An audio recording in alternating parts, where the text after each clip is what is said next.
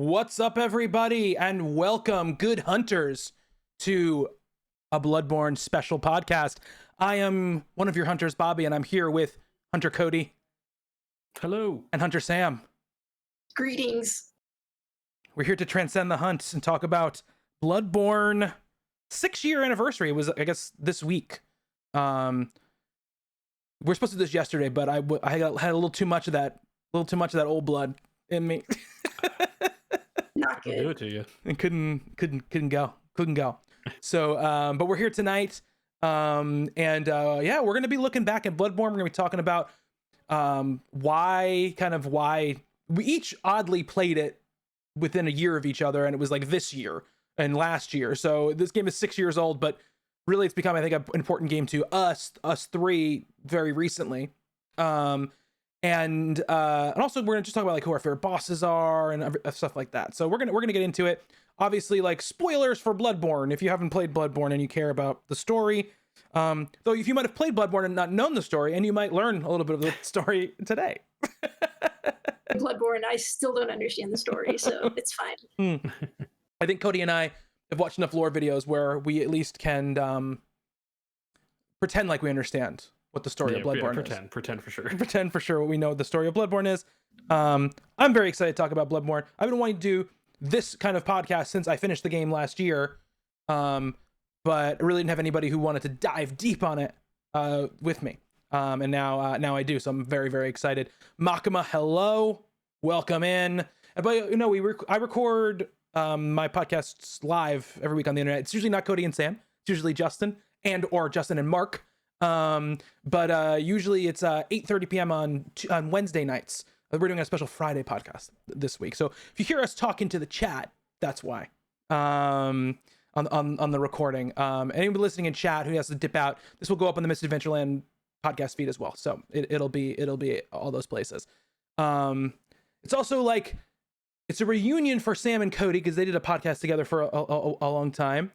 And it's also sort of a weird reunion for the three of us because we used to do talking games as well. So it's like it's a very interesting like kind of reunion thing we have going on right now. So Cody, you were very nice to make a doc. You were like, "Hey, let's make a doc," and I was like, "Cody, very prepared." So I'm gonna be reading off some of your questions and your discussion topics. Know that Cody came up with 95% of what we're going to talk about today. Cody gets the credit for this.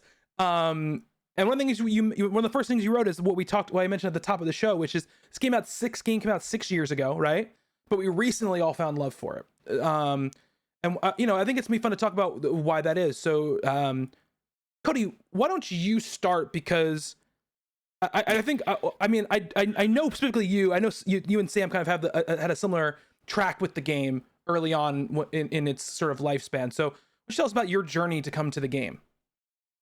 Yeah. See, I remember when Bloodborne came out because I was listening to Talking Games at the time, and like I remember like tuning into like Steve Say playing this game, and I was like, man, this game like looks fun because he was like further into the game, and I bought the game digitally on PlayStation. And like, so there's an intro part where you're going through the street, and there's actually the NPC of the game is called an executioner, and he's like off into the side. And I somehow made it off into the side over there, and he one-shot me, and I went, "Oh my god, this is a boss!" And so I went back to like 3 or 4 times, and so this dude is just kicking my ass. And like by the 5th time, I was like, "Not for me." Just not for me. And I thought this executioner guy was a boss the whole time. And so I just like went to the PlayStation Store and was like, "Oh, hey, someone bought this on my account. I didn't want it, returned it, didn't think anything of it." Yeah, I was just stupid, I guess. Like, I don't know. Like, I was very early on, like playing games hardcore and all that. That's an easy mistake. Yeah, easy mistake to mistake a random character in the game. It's so hard though. Like, it's very hard. Those executioners are tough early on. Yeah. I didn't go against him for hours actually. So yeah. And then it came out on PlayStation Plus about I think 3 years ago. Yeah, like 2018, I think. Yeah, and Sam and I were like doing the podcast, and we were like, "Oh, maybe we should give Bloodborne a try." And so we tried it, and I think we both got to that intro street again. Sam, you may have made it farther than I did. And I just kept getting my ass kicked in that intro street. And I was like, I don't enjoy this game. I love the atmosphere of the game. I think it looks cool, but fuck playing this game. Like, I did not enjoy it in the slightest. And then this time around, I was like, okay, like I'm gonna give this a really good shot after I watched you play it, Bobby. And so like, what made you decide to go back to it? Me, for me, I played in 2014 or whatever, 2015, I guess, whatever, when it came out. I had really just hopped aboard the sort of like Souls train, basically. When Demon Souls had come out, Steve Say on Talking Comics had been like, oh, this game is amazing. I was also doing like this like other like doing some video work for this other like little gaming site, and they had a podcast and they were all raving about it. And I tried it and I absolutely hated it. Like, I was like, I don't understand why anyone would want to play this game. Like, you can go all of this way and then you die and you lose everything. Like, I don't understand why anyone would want to play this game. And so I kind of played a very little bit of it. I don't think I didn't ever made it to like the first boss of Demon Souls. Because when I picked Demon Souls up this time and I've been playing it, I didn't remember any of the first area. Like, I didn't remember any of it. So I put that down, and then Dark Souls came out, and I was like, another one of these, right? And again, like, it was like, we're on podcasts, people were talking about how great it was, and I was like, you know what? Like, I'll give it a try. And I tried it, and once again, I just like, I hate this. Like, I don't understand why I'm going to do this. And there was actually watching, I ended up on giantbomb.com, Vinny Caravella he had this feature called load your last save, where he would like pick up a game he hadn't played in a really long time and just start playing it again. And the game that he had been doing this time was Dark Souls. And I was like, I'll just watch him.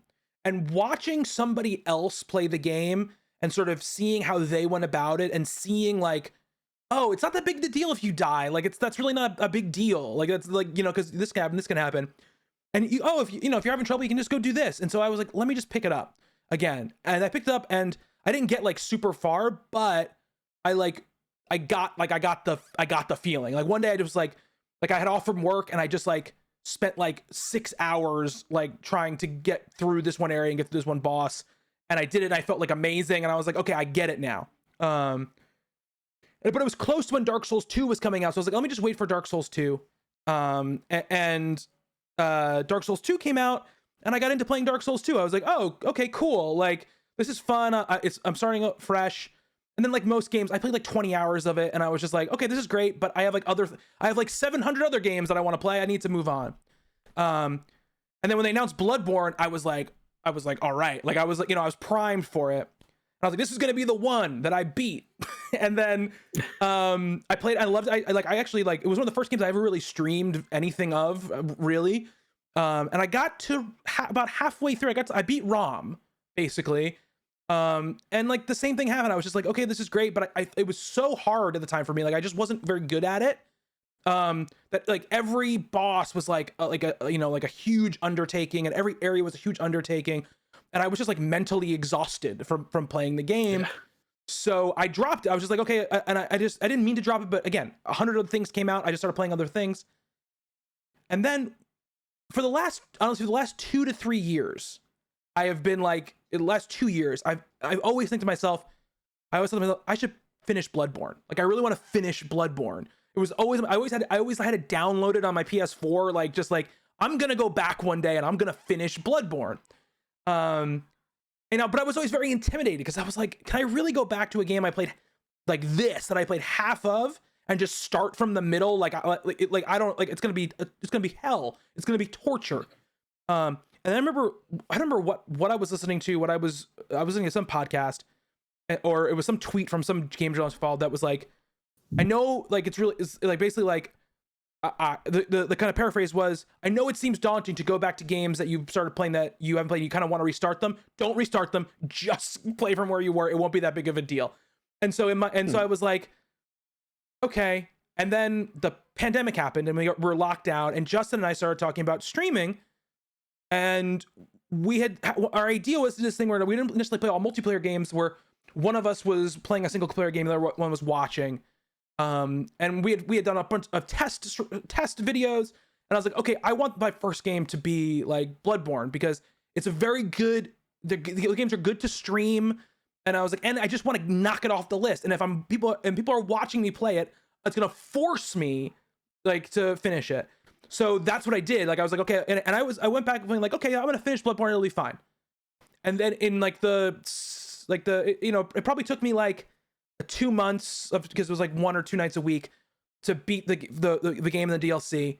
And by the time I finished the DLC, I was just like absolutely head over heels, like bonkers in love with it. I was like excited to go back. I hated the fact that there were like days where I wasn't playing it. You know what I mean? So I finished it, and then I platinumed it because I was like, I don't want to stop playing Bloodborne.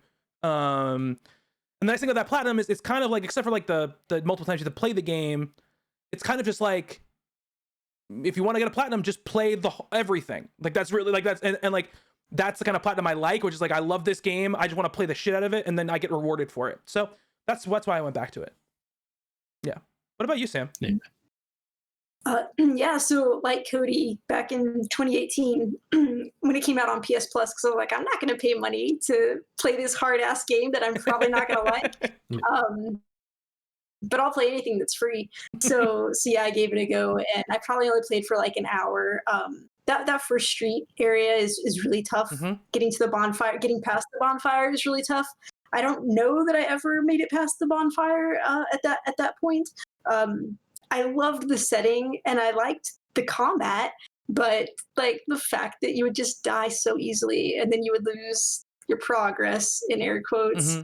It was just like, I don't want to do this. Like, if only it had better checkpoints, like I'd be down to play this, but I'm like, no, I just don't want to.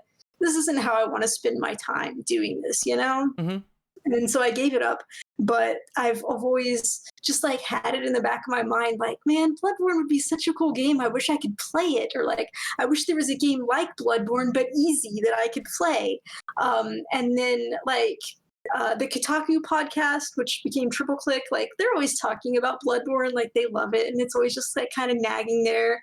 And then last year I played Ghost of Tsushima, which was the melee kind of combat, which is similar to Bloodborne. And then recently I played Hades, and like I didn't expect to like Hades at all, but I loved it. I had a blast, and just that type of game got me thinking, and I was like, you know what? Like Bloodborne, like if I treat it like a roguelite, where I'm just going to go in and enjoy the combat, and I'm going to die a lot, and that's going to be fine because there's still progression that I am making, and like I am able to get my blood echoes back. You know, if I just treat it that way and like kind of go in with a different mindset, maybe I'll have a good time with this game. And that's how I went into it. Also, so I read a lot of stuff about this game before I started playing it again. I read all the tips and tricks. I read through the walkthrough, like very detailed. I'm like, okay, where is the next lamppost? Let me understand what I have to do to get to the next lamppost to see if I'm going to be able to do this. So like I had everything read and like knew what was going on, and just like that made me feel more confident going into it, and knowing that I just had to get a little bit past that bonfire and get over and get the shortcut back to the lamp. And it's like once that happened, I was like, okay, this is okay, this is going great. And like one of Cody's questions is, when did the game click? And that's kind of like when it clicked for me, was like once I got that shortcut open. And like I'd read also, people were saying that, you know, that first part with the bonfire is really hard. It's extremely hard. And I was like, you know what else was hard? Resident Evil 4, at the very beginning, they have that village mob, and it's so hard. But once you get past it, it's like, you got this, you can do it. And it's the same with Bloodborne. Like once you get past that bonfire, like you got it. Yeah. It's all good. So that's kind of how it clicked for me. Yeah.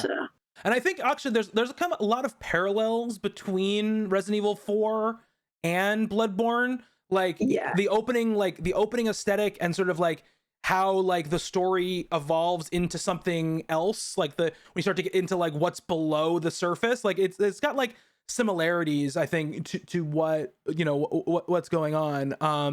The opening area is extremely tough, and I think like and I think it's there because the game in a lot of ways doesn't want to let you get past that point without learning how to play the game, right? That's why you can't level until you're able to, until you see that first boss, because they don't want you to get to sort of like cheese your way into that, because then you're going to be screwed later on, because you're not going to be prepared for sort of like the rhythm and scope of the game. And the thing they do with the Executioner, Cody, in every Souls game, there is like some fuck you enemy, like right at the beginning, that you can stumble into. Like in 3, that crystal thing. Yeah. He went in there and he just destroyed it on his first try. Yeah. I know how to play this game now. Yeah. Like in Dark Souls 1, if you go up, like there's a staircase, like a spiral staircase you come to. If you go up that spiral staircase, you're gonna run into a knight who is no fucking joke, because you're supposed to go down, and that knight will chase you forever if you go upstairs, like in that one area in Dark Souls. So like they do that in all their games.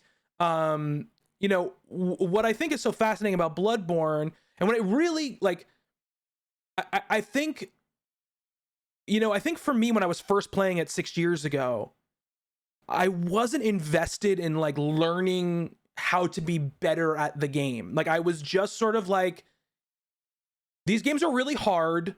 I'm going to die a million times. Eventually I'll get it. Like that's sort of just like how my mindset was. And I think that's partly why it was so exhausting to me when I was playing it the first time, because I was just like, I wasn't getting better. I was just getting higher level and then like being able to like brute some stuff, but not really, learning how to play the game in a more effective way. And the second time when I was streaming it, I definitely was trying to get better at the game. I was like trying to figure out like, what are the things that I need to do as a player in order to like, be better at this game, and I think the first, I can't even remember what made it click for me, 5 years ago or whatever, 6 years ago. I can't even remember at this point. But I tell you, this time around when I was streaming it, I started out in Yarhagul and I was just getting like destroyed. Like I was just like, it was like, that area is so hard anyway. You got kidnapped to go there, or after Rom when you went there? No, after Rom. Like when I came back to the game, Sam, the first thing I did was go to Yarhagul. That's the worst. Yeah, I hadn't played the game in 6 years, and I was like, okay, I guess this is where I'm starting. And it was like it was a nightmare. Like I had a surprise, but I got through it after a couple of streams. I beat the one Reborn, and I was like, okay, like I'm having a good time. Like I felt really good when I beat the one Reborn. And then I was like, okay, I'm not gonna go into like I went into the nightmare, and like I started like getting hit by the frenzy immediately, and I was like, okay, I'm out of here. I'm gonna go. I hadn't done the Nightmare Frontier yet. I hadn't done, like, there are a couple things I hadn't done yet, so I was like, I'm just gonna peace out. And I hadn't done Canehurst yet. And Justin, who was on the stream with me, was like very excited for me to go to Canehurst, because Marty Ligarius had kicked his ass, like to the point where he like admitted want to quit the game, and he was like, I can't wait to see you have to go through this pain, basically, is what his thing was. And I read one little thing about him. It said like, he has two types of attacks. He has magical attacks and he's got melee attacks. If you stay too far, away, I'm gonna say it, Megs. If they stay too far away from him, he'll use his magic attacks. If you get close on him, he'll use his physical attacks. Try to stay close to him because his physical attacks are easier to deal with, or whatever. So like, okay, that's all I know. I'm gonna run in here. I get through Kane. I get up to the Mario Ligarius. I'm like, okay, like, and I realize like it's a fucking like nightmare to get back to him, right? Like it's gonna take like forever to get back to him. And I'm like, okay, I'm like stealing myself. This is gonna be so hard. Justin is like, and I got in there, and I fucking beat him on the first go, and I felt so good after it was over. I felt like for so many reasons, I felt so good. And I was like, okay, like, and I used things in that fight that I had never really tried to do before. Like, it was the first fight where I was doing like, Cody, when the first day you started playing Bloodborne, I was like, Cody, your instinct is going to be to dodge away. Never dodge away, dodge in or dodge to the side. And Marty Ligarius was the first boss where like I forced myself to do that. It was also the first boss where I was like, I'm going to actively try to parry this boss when he's trying to attack me. And I never got amazing at parrying, but I parried him like 3 or 4 times, and I beat him, and I just felt like I felt so good about it. And like that was the moment where I was like, okay. When I picked it up again, that was the moment it clicked for me. It was probably like 4 or 5 hours into like my return to the game or whatever, and I was like, okay, like I'm in, I'm good, like I am gonna finish this game. Was basically how I felt in that moment. When did it click for you, Cody? Pretty early on, actually. Like probably after I killed Cleric Beast, after I went and leveled, because it kind of like it clicked in my head that like, oh, like there's nothing in this game I can't do, because like if I can't do it, I can always just go level. Yeah. And like, so if I feel like I'm a little underpowered, I can just go level. I can go kill some stuff, level up, and then like I can come back and do this. And like I think it took me 2 or 3 tries on Cleric Beast. And yeah, like the first time I was like not leveled at all. Came back like the second time, got hit a couple times. I was like, okay, I'm pretty sure I can get this on the next go. And that third time, I'm pretty sure is when I killed it. And I killed it, and I was like cheering, like, and I was like, oh, like I get why people enjoy these games, and I get like why like you get to come back to this so often. And yeah, it just kind of clicked for me. And like I think the only other time it really like clicked for me was the Lady Maria fight, because like I was like not paying attention to music. I was like not really like, I was just like, I'm here to beat bosses. I'm here to kill shit and move on. And I was like, and it's like I saw a post on like Reddit. It was like, you should really like listen to the music in this game. Like it's very good. And like the Lady Maria fight was the first one I was like actively like, I'm gonna listen to this. And like so good. And like I think there's like a clip of me just being like, this fight's amazing. Yeah. Because it was so good. Like Yeah. both like the combat and the music and like just everything about it was awesome. And so that was the other time that the game like really clicked for me. I was like, oh, I should really take time to appreciate both what I'm doing in game, but also like what's going on around me. Yeah. And so yeah, I definitely think those are like the moments for me that this game finally clicked, and it's so good. Yeah, I mean, there were times where I was streaming it, like I would finish, I'd be and like so many of my streams were like, fuck, this is such a damn good video game. Like at the end of like so many of my streams, I was just so elated, playing it, and I think everybody goes about it their own way, and I think that that's what's fascinating to me is like the way I played it to the way you played it, Cody, and to the way Sam played it. We all played it in vastly different ways. And I think that's like, and I think also love different things about what the game brings, right? Like, I don't know, like how much do you two love like the slog uphill part of it, and how much do you guys not like that part of it, Sam? What do you mean by that? Like the game like beats you down at, like when you're trying to like play it. Like when the game, a lot of the game to me, right, is like you get to an area and you're like, how the fuck am I ever gonna do this? Like there's no way I can ever do this. And then you beat your head against it, you beat your head against it, you die. But then after a while you start to roll, you start to get through it. Same thing happens with bosses a lot of the time. Not every boss. Some bosses I fight a boss sometimes in those games and I'm like, this is it. I'm done. I'm never gonna beat this boss. And it beats my ass down for however many times. But then when I finish it, I'm like elated by it. And I feel like I like took a journey with the game. Like, and some people love that. Some people don't like that. So Sam, I'm wondering like how you feel about that sort of arc. Well, let me tell you about the Sam special. Okay. And what this involves is, like I said before, you check those walkthroughs. So like probably for the first half of the game, before I would go to a new area, I would get the walkthrough out and I would read up everything about that area so I'd know what was coming. I could be prepared for it. I'd know how to get to the next lamp. I was like, okay, I'm going to do this. So that's step 1. Step 2, you over level like a lot. That's what I did. I was constantly just going, like I would play a new area a bit and I'd be like, oh, I've got enough to level. I'm going to go back and level. And then I'm going to come back and start this area again. Because like, I was just like, you know what? I'm just going to get really super powered. It's going to be great. And then probably about halfway, I started to get more comfortable, and I just kind of go through it on my own. And then like afterwards, I check a walkthrough to see if there was anything I missed, because like I wanted to, get everything, experience everything. And then like I would try a boss. After a point, I stopped looking up bosses before I did them.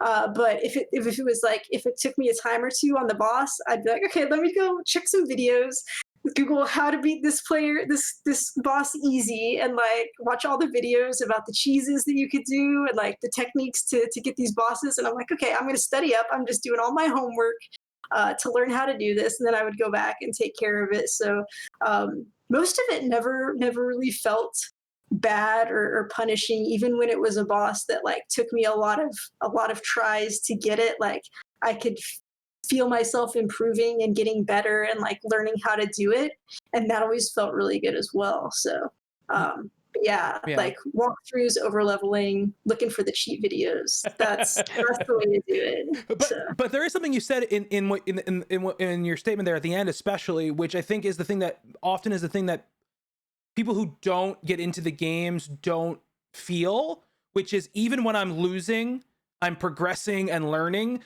Like that is like that. I think that is like the key to enjoying these games, which is to feel like you can't think of a death as a defeat, right? It's not a defeat. It's just another mechanic. It's like jumping in a Mario game. Like it's something you have to do. It's something that's gonna happen. And in fact, like a lot of times you'll learn more in losing to an enemy than you would in beating the enemy, the first time out or whatever. And Cody, I'm curious for you, because Cody, you're very good at video games. So I often find that people who are exceptionally good at video games don't deal very well with when video games push back against them.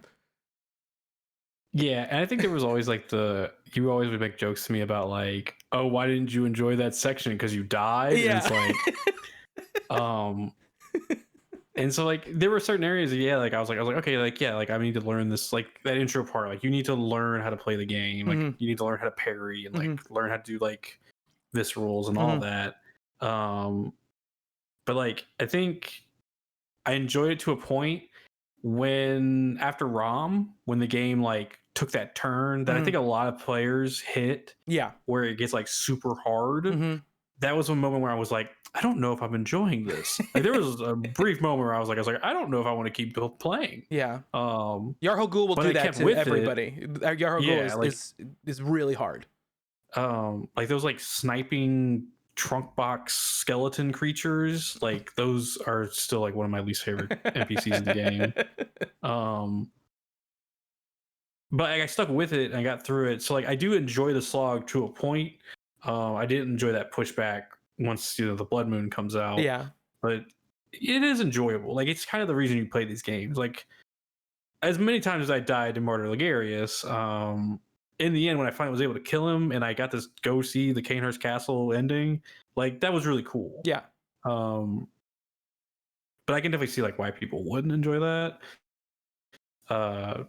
Bobby, you pretty much enjoy like all of that though. You're always like, yeah, like dying, sure. Yeah, I mean, except for when it gets crazy.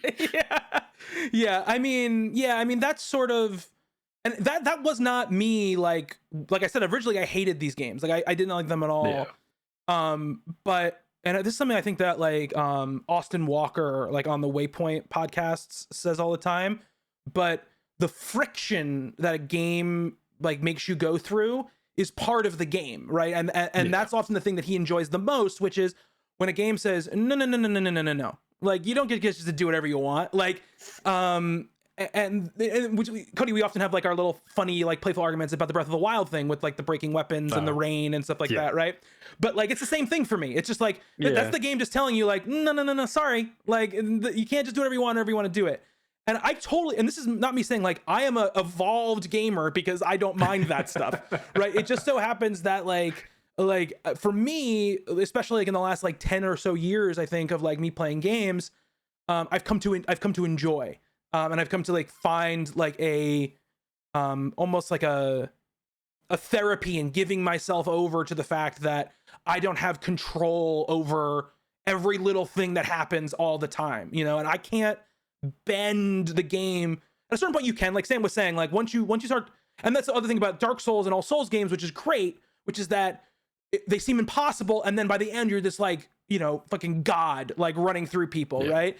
So like you get to it at a certain point, but the game, and I said that thing I think to you, Cody, too, when you first started. I said to everybody when they first start playing these games, if they're their first, you know, in the games, is you're gonna try to bend the game to your will. The game is not gonna let you do it. Like the game is gonna tell you, no, you have to play by my rules right now. And I think that's the antithesis of a lot of video games. It's become directly because of the sort of influence of From Software games in the last however many years that has changed a little bit. You see a lot more games coming out now that are less forgiving. But for a long time, especially before the Souls games hit, everything was the exact opposite. It was how we can make a game as inviting and, you know, immediately satisfying to a player as we possibly can. And there's a place for that. Don't get me wrong. Sometimes I just want to turn my brain off and like feel like I'm amazing. But like, you know, but when I want these games, I come for this kind of thing. Sam, did you want to say something? Well, I'd had a conversation with Alejandro a while back about hard games, and he pointed out that, you know, back on like the original NES and stuff like that, there were tons of hard games that went out of their way to make it difficult for you. So I mean, hard games is not a new thing. No, I think FromSoft just did some really cool things with it, and just added mechanics that make it somehow so satisfying. Yeah. So absolutely. I definitely think like, because I haven't played a lot of Dark Souls 3, but like I've watched a lot of Dark Souls games you played. I've watched you play Sekiro, Bobby, and like I definitely think Bloodborne is one of those games that like it's like not more forgiving, but it gives you more tools to work around the hard elements. Like you have the gun, you have if you jump in, you can get health back when you're hit. The side dodge is a million times better than that tuck and roll thing. And all of them give you a lot of tools in their own different ways. Yes. Because there's a lot of different ways to do things. Like I was flying through Dark Souls 2 and I'm like, this game's super easy just because of the stuff that it lets me do, even though it's a hard game. Yeah. So like they give you ways to do it. You just have to, like Bobby said, you have to play the game the way it wants to be played, not the way you might think you should be playing a game. Yeah. So. And I think it's interesting because I think like Sam, you and also you, Cody, like your first like real dive into a From Software thing is Bloodborne, right? And then you sort of like went backwards into Dark Souls. To me, like Bloodborne is harder than Dark Souls because Dark Souls is like you can if you really want to, you can wear big ass heavy armor, have a big ass heavy shield, and a big long fucking spear, and just keep everybody away from you and just turtle up, you know? Like in Bloodborne, it's like when you couldn't block. Like I was like, this is crazy. Like, you know, this is like because like there's two shields in the game, one of which is like a joke, one of which is like, nah, you know, only like you know, cowardly people use this thing or whatever. And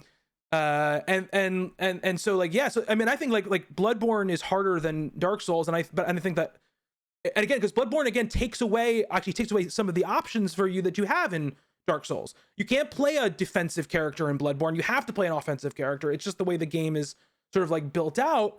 You know, and then when they took it one step further with Sekiro, which is like Sekiro is like, no. You know that mechanic that's like the hardest thing to do in any Souls game or any From game, which is to parry. Like that's what you got to do. You got to learn it, or you're not going to make it. You know, and you can't over level. You can't like so they take more of the options away from you in Sekiro than the other ones. So like, but I think that's because like I started with Dark Souls and then came to Bloodborne, and it's the opposite for you two. So I think like I think it's fascinating to hear like that perspective. Because like when you're playing Dark Souls, Cody, you'll call them echoes. You'll call them blood echoes. Like when you're going to think. And literally, I don't think I ever called the things in Bloodborne anything but souls. Yeah. Because I just couldn't get it out of my head. say one thing that Dark Souls does so much better than Bloodborne is your souls pile after you die glows this bright Yeah, green, true. so Yeah. it's so easy to see. Yeah. There were times in Bloodborne where I just lost my echoes because I couldn't find them. It was like too dark, and I just couldn't see where they were on the ground. Like I looked everywhere for those freaking echoes. It was so upsetting. Yeah. So, and okay, we kind of talked a little bit about play style and how we played the game. I'll say one thing I did, like, opposite of Sam. My like soul strategy is like, okay, I'm in an area, like I don't know anything about it. I'm just gonna run around like a freaking madman, try to pick up every item I can find, and try to find a shortcut so that I can then I can like feel less like I'm slogging, because I can like at least if I want to cut through, I can cut through. And I've done that so many times in Souls games where I'm just like, okay, I'm just gonna run around. I just want to get lay of the area. It leads to a lot of times where I fall off things because I don't know where I'm going. But like I did that all the time. And loved it. You know, I love playing that way because I just like, it takes all like the pressure off of me at the beginning where I'm like, don't worry about being good. I don't care about being good. Yeah. I'm just gonna run around. And also I got this point too where I was like, unless I have enough souls on me or echoes on me that equals a level that I need right now, I'm not even going to worry about them. Like I'm going to just consider them to not exist, because I play so much better when I'm not scared I'm going to die and have to go back and pick up the echoes, you know? And especially when I got to like higher levels too, I was like, I don't even need to level anymore. Like, I'm not going to worry about this, you know, like and letting go of that feeling of like, oh, I lost these things really helped me a lot, because and in the day they're an untappable, like unending resource. Like they're not going to go anywhere. If you lose them, unless you lose like echoes you got from a boss, like you're going to be able to get them back pretty easily. Yeah, I remember very early on, like what you guys were telling me that, and like I was just like, I know, like I want to keep these. Like no, like when I was going into Shadows of Yharnam, I was like, Cody, just go forward. And like there was a point in Shadows of Yharnam where I was like, I'm dead. And I'm gonna lose 40,000 blood echoes. Like, come the fuck on, Bobby. And I beat Shadows of Yharnam, and I was like, oh god, okay, we're good. I felt very good about myself in that moment, but there was like 20 seconds where I was terrified you were gonna die, and I was like, I'm gonna look like an asshole right now because I told them to go in and fight when they had all these echoes.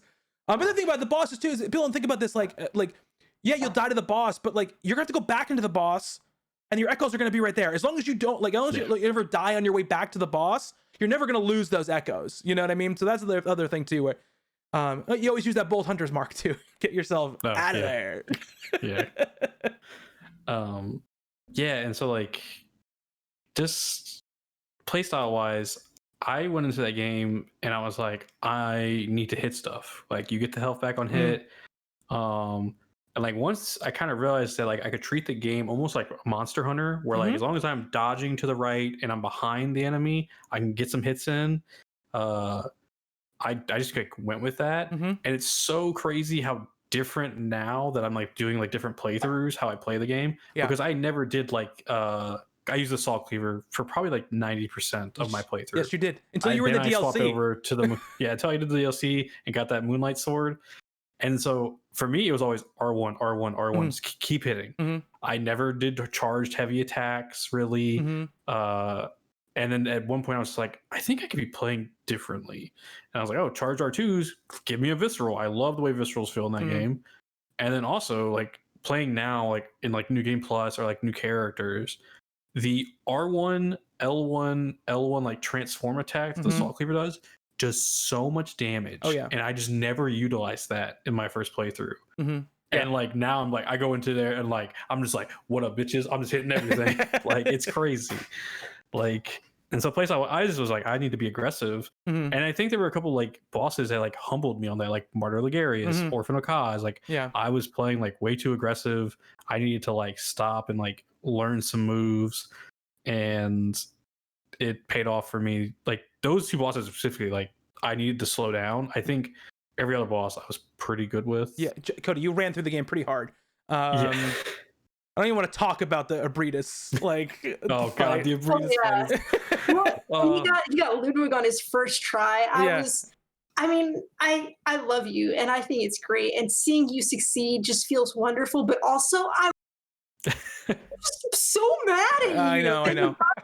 First try, I was like, how is that even possible? The Brady's thing was the one for me where I was just like, I can't, like, I can't right now. Like this boss nearly broke me. This boss nearly broke me, and you beat him in one. But you know, it was so funny because like I was watching you fight the Orphan of Kos, and part of me is like, good. Like, good. Yeah, I expected that one. Like, for sure. I was like, all those times I just ran through like that day I did like 6 bosses in like one day. Yeah. And then like I was like, this is payback. Like, not getting the true experience because he just like plows through these bosses. Yeah. He doesn't know that you have to like do it multiple times and learn all their moves and practice. Like he doesn't. He's just too good at video games, man. It's ridiculous. Yeah, so like what Cody, you mentioned the weapon that you ran with it, and you had Sam and I both in your chat being like, Ludwig's Holy Blade, Ludwig's Holy Blade, Ludwig's Holy Blade. I don't like, and like going back now, like I've used the Holy Blade in like other playthroughs, but like something about the Saw Cleaver in that first playthrough just like clicked with me that like I can get in. It doesn't use enough stamina to like I feel like I'm gonna run out of stamina because I dodged a lot and like so I would like dodge in, get the hits, like I usually did like 2 hits and I would dodge out. And the Saw Cleaver didn't do a lot of stamina, but the Holy Blade always felt like it did. Yeah, it's definitely a more of a stamina intensive weapon.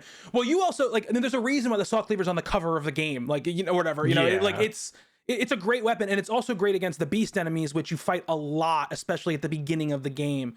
So I used the Saw Cleaver for a while when I was playing, and then I switched to the axe, and I used the axe for like a ton of the game because I, for whatever reason, never picked up like the Sword Hunter's badge or whatever, like at first. So it was like, I hear about this Ludwig's Holy Blade, when do I get it? And it wasn't until I came back to the game, like, you know, for this playthrough, and I looked it up and I was like, oh, and I went up there and got the badge, and I was like, I could have gotten this like 6 years ago or whatever. But I used the axe. The axe I love because the axe has that big spinning attack that it does, which against like groups of enemies is like was vital to me. And also the like one-handed like charge attack literally like hammers enemies into the ground, like they'll fall to the ground. So I use that for a lot, and I had my strength going up a lot. Another thing too, when you were playing, Cody, I kept being like, Cody, stop putting points into health and to stamina. You gotta put points into strength and to skill. You're like, this Holy Blade's not doing anything. And I'm like, you gotta level one of the other stats. But when I switched to the Holy Blade, that's when I was playing my best. And I used to roll it like purely like transformed, like two-handed big boy sword. It was like 100% how I went with it. What about you, Sam? So I started out with the threaded cane, and I love my threaded cane. Crazy. It was great. You know, it was just like a nice, fast weapon. So I was like, going into it, I'm like, I need to be speed. I need to dodge. Like, this will be good for me. It also has the extended whip version, so you can do crowd control. Yeah. So that was great. So I stuck with that for a really long time. So one thing I forgot to mention in my playthrough style is I had helpers with me. So Alejandro was my first helper because when I started playing, I was messaging him. I'm like asking him all my questions, you know. But Alejandro's not online all the time. So like I was like, man, I need something else to help me here. So I'm in this other Discord, the optional Discord.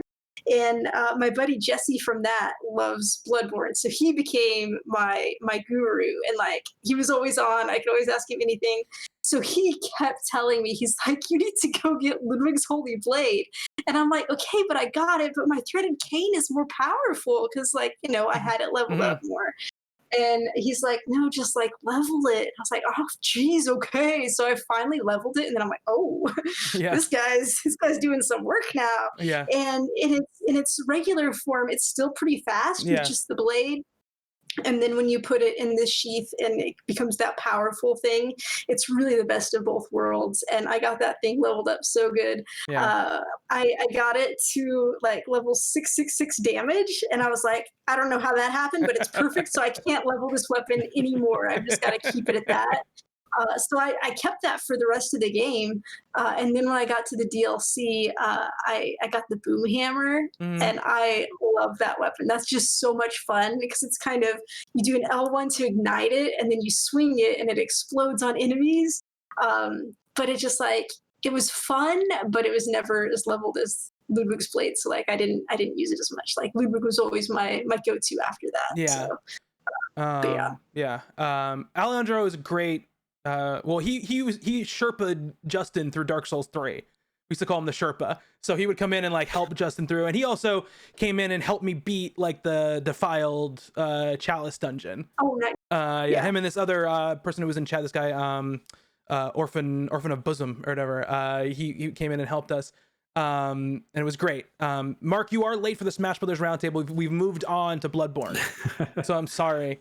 I was also gonna say, like, I never had anybody summon in to help me during my playthroughs, which is kind of a bummer because later another friend from the Optimal Discord, Gian, we talked him into playing the game and he liked it, and then he needed help with Ludwig, so I got to go summon into his game and help him, which was awesome. Like, it's really cool, like, to come in and play with other people. But I will say that the matchmaking sucks horribly. It's so bad. It would take us like 3 or 4 minutes to load in with to just find each other, even though we were using the password, and it should have been super easy. Yeah. That's disappointing, but it's really fun to summon and help a buddy with that. So yeah, a lot of fun. I would like the two-handed form of the Holy Blade. If you get like that 3-hit like combo in, it like stuns most enemies, even like bosses. Like that's the reason why I beat like Orphan of Kos, was because I would interrupt his attacks like when I hit that 3-hit combo. And the same thing, the Moonlight Blade will do the same thing when you get it into that form. But yeah, I love the Holy Blade, but I dabbled in a lot of the weapons. Like I played like I did that. I played a bunch with the Kirk hammer, which is a fun weapon, and it looks awesome when you transform it, but like it's so slow. So I didn't use, like, I leveled a lot of weapons up to like +6 or whatever that like first level of stuff is, where you have to use the second, because at some point I was like swimming in like the bloodstone shards, so I was just like, I'm just gonna level up everything, and to get the platinum you have to own every weapon. So it's like I was like looking at a bunch of stuff. The good thing with the reason that people like the Holy Blade so much is because it scales with both strength and skill, so no matter which of those two you're doing, the weapon like levels up. It also has like ability to put like elemental charms on it as well, so you can put like fire damage innate into it or whatever. I didn't do that because I always use that. Only thing I use the auger of, the empty phantasm shell I would use all the time, and put like that effect on the sword, because I was doing it two-handed, because I wasn't using the gun a lot, so I would just do that and use my bullets for that. Something I discovered like way late in the game. I was like, what are these things? And then I was like, oh, because I thought they were like one-use items, so I was like, I don't want to use it and then like need it later. And I was like, wait a second. So many things in there, just because I didn't know what they were. Also, I didn't have my arcane level to use most of the arcane. But yeah, like Cody was playing one time, and it was like the blue elixir or something, and I was like, yeah, I've never used that. And then we were watching somebody else stream, and it makes you invincible for a little bit. And I was like, holy shit, like we should have been using this all the time. What a waste. I never took a beast blood pellet ever in my entire time with the game. So, and I saw Cody doing it, I was like, I didn't start using them until I saw the A Game's Done Quick run of it. Oh, okay. And I was like seeing this dude pop it and just go, and I was like, oh, okay, that's what that does. I have no idea what that was. Okay. Like I think the benefit, like one of the ways I played was I played it on stream, and I was always asking questions, because I was like, hey, like I don't want to miss anything. Like I want to 100% experience this game. I want to do all the bosses, like, and so like I had like Alejandro in there, Sam, you were in there, Bobby, you were in there, and you guys always were like, if I had a question, you guys were just able to help me. And so like, I was very like, I don't really like the holy sword, sorry, but I don't know, that moonlight sword, something clicked, and like I don't know if it's just like the cool like animation, but yeah, like I think it was the Lady Maria fight. I had just beaten Living Failures, and I went into the Lady Maria fight, and I got like 3 hits in with the saw cleaver, and my weapon broke. Oh, that's right. Yeah, that's right. And I was like, oh fuck, and that was something I never thought of, because I was always like fortifying it, putting blood gems, and I guess that kills it, and so I never thought about it. And so that was that first time I pulled that holy moonlight sword out, and when I beat Maria with it, I was like, this is a cool ass fucking weapon, and I'm in. I would say I did use the moonlight sword quite a bit as well, because it is very, very cool. I used it a lot in the Chalice dungeons. And let's talk about, for across the board, the animations of the transformations are so satisfying. Like every single one, like the sound effect mixed with like the actual animation of the character, whatever they do, whether it be the Kirk Hammer or the Holy Blade or the Saw Cleaver or the Moonlight Sword or the Blades of Mercy or whatever it is, just such, like From is so good at making those things feel satisfying, where you just want to like hit that like button over and over and over again to like see it like, you know, transforming over and over and over again. Especially the like, sorry, Sam, you can go. Speaking of sound effects, I just have to say that visceral attack sound that happens, you know, there's this little, I don't even know how to describe it sound, but when it first started happening for me, I was always like, is the cat about to throw up? Is that, because like there's just something about that sound that is a little bit like a cat yakking. So that's fair. Yeah, fair. Not only like the, like if you're just standing still and you hit like R1, L1, it does a transform, but also like the transform, like I know with the Holy Moonlight Sword, if you dodged forward and you did the transform, you would take the sword and like swing it down and it would transform as you were swinging. That is crispy. Like I love doing that. Yeah, absolutely. It's so cool. Yeah, for sure. I mean, even the way like your character like opens doors, like those big like heavy doors, like it's such a good animation. You know, you feel it. You feel like what's going on. Posted it on Twitter one time because my character was kind of wearing a dress and high heels, and seeing her just squat real wide and like put that door up, I was like, pull the doors up. Funniest looking animation ever. Like you see her heels, it's great. Yeah, so. Absolutely. And I love those moments too, like where like you happen with you with like Parl or whatever, Cody. It happens to a lot of people. It happened to me when I first played the game ever in that section too. I was just like, oh, I'm outside now, and then it was like boss, and I was like, what the fuck? Yeah, for sure. Because I was like, I don't really know what's over here, and I was like, oh, okay, and and then I died. I couldn't go back to it for a long time. But yeah, that like I love that feeling, because most of the bosses like are telegraphed, right? You're like, well, I'm walking through this door into like this arena with like this like weird like temple in it or whatever, so this is obviously a boss, and then like that's one of the ones where it's like, oh, this is the boss, I guess, you know, like, so that was cool.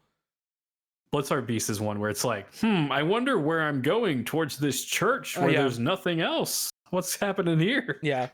I told this story many times, but when I first played the game, the Bloodstar Beast was the first boss that almost like destroyed me. I was way under leveled for it and didn't know, you know, I went basically straight from Gascoigne to the Bloodstar Beast, and nearly beat them like a bunch of times. But that last phase where like they go like super poison, like they would just like grab me, hit me, I'd get slow poison, and they would do like their little like their crazy like, you know, barrage attack, and I'd be dead. I Bloodstar Beast so late, and I was so leveled and so good that like the poison didn't even affect me. That's like funny. The whole boss fight, I was like, wait, was there supposed to be poison? Like on stream I did. I one-shotted it, but I went back and I did New Game Plus, and then I've done like a couple different playthroughs now. And I think I messaged you, Bobby, and I was like, or I told you, like, we were talking about it, and I was like, oh yeah, so I like fought Bloodstar Beast last night, and I really quickly figured out that last phase is a bitch. Like I was almost dead. Like it was bad. It get to the point where like I felt like my character like making that walk down to the church like over and over and over again, because also I didn't really realize that it was like an optional, that there was someplace else I could go. You know. And then, like, I remember somebody like, well, there's other places you can go. I was like, oh, okay. And then I went and fought Amelia, and then I went and fought the witches, and then I, you know, whatever. And then by the time I was like, when I went back to the Bloodstar Beast, I was over leveled for it, and I beat them pretty easily. But yeah, for me, it was like, and we can talk about the bosses now and talk about our favorite and least favorite, and then we're gonna do a quick like impromptu ranking. Who was your favorite boss, Sam? Okay. If you know me and understand me, you know that I can't pick just one ever. Okay. Ever. So, some of my favorites, okay? I loved a lot of these bosses, okay? I think Queen Yarnum was my actual favorite. Interesting. Because But Cody, she was the Chalice Dungeon, the final. Yeah, she's like the final final boss. Yeah. So she's just like, she's cool, like you're fighting her and stuff, and then she'll split into multiple copies and you have to go get those. And it was just like neat and challenging enough, but not like too hard. So it was just a good time and I enjoyed it. Also, Celestial Emissary is just, it was just cracked me up so much when that boss fight happened, because it's just this giant thing that's just kind of waddling around, and like it's serious, like this mob of enemies can get you, but it's just hilarious at the same time. So I like that.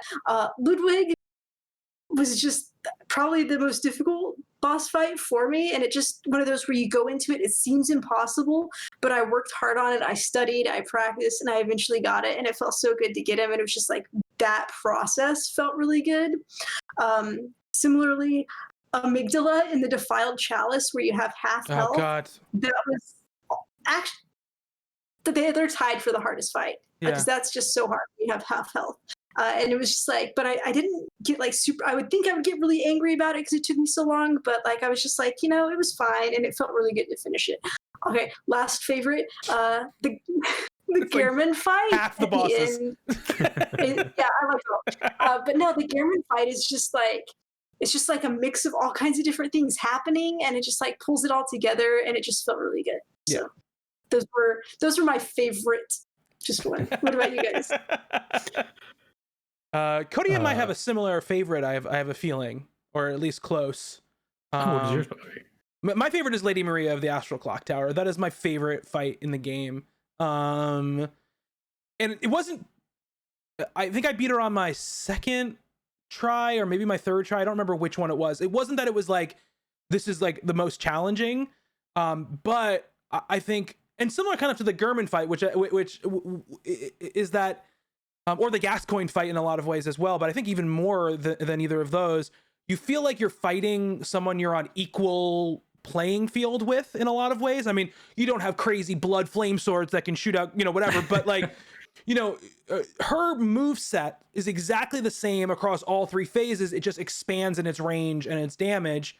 So I always felt like I knew the fight. I knew the geography of the fight. I knew the mechanics of the fight. The way that, I always felt like the way she was moving, and when she hit me, it was fair. Like I never felt like, oh, this is like crazy. Like this is not fair. I don't want to do this.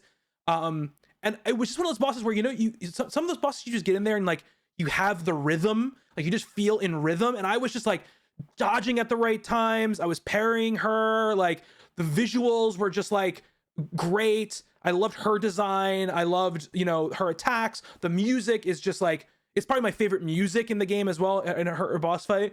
And I just like felt it, I was just like in it, and I was like, this is amazing. Like this isn't like the hardest fight I've had or the easiest fight I've had, but it is the fight where I'm having the most fun doing it, even when I'm getting hit.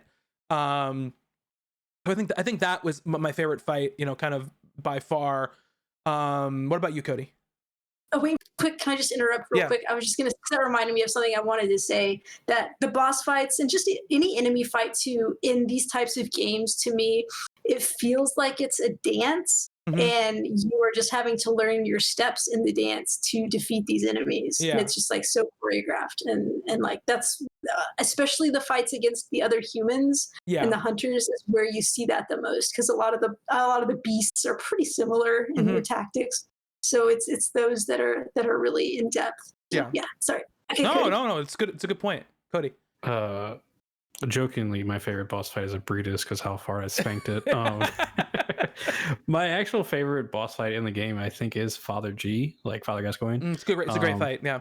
It's a great fight. It's a great intro fight because like that's technically the first boss. Yeah. You can run into cleric first, like everyone does. Yeah, it's crazy that was your first boss, Sam. Like you're one of the first people I've ever actually talked to who said the first boss they got to was Father Gascoigne. It's too scary. Yeah. I think the different ways you can come at that fight, because you can, like, I missed it completely, but you can go get that music box. And then like as I've played through the game more and more, like I've gotten very good at like knowing what he's gonna do, and like it didn't happen when I did the Blades of Mercy playthrough I started, but like I've gotten to the point where I can now like get behind him, do a heavy charge, and then just throw a Molotov, and like it takes like half of his health. And like I just think that fight is like you can come at it so different ways, because you can like play very cautious and like just get the right time to parry down. You can play the music box and like stun him. You can just kind of like how I did it, where I just kept like dodging at the right time, getting a hit, dodging at the right time, getting a hit. It's just a fight that like you can come at it from any angle, and it's just really good. Also, like just his like dialogue in it, and I especially love like the end. You can kind of hear him say like apologizing, like it's like the last dialogue thing he'll say as he's falling to the ground, but he's like howling, and it's like he's kind of like I'm sorry, and it's like so good.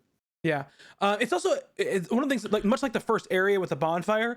It's an incredibly hard first boss encounter for a new player to the game, because like again it's like this player, he's super fast, is super aggressive, and especially when he changes into the wolf, like you don't have a lot of health at that point in the game most likely, so you can get taken down very, very fast.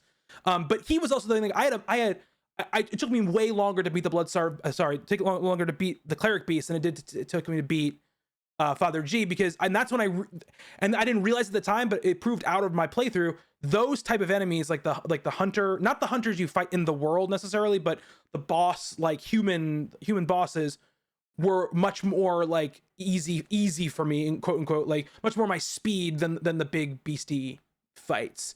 And that being said, I'd say next to Lady Maria, I think Ludwig was one of my other favorites.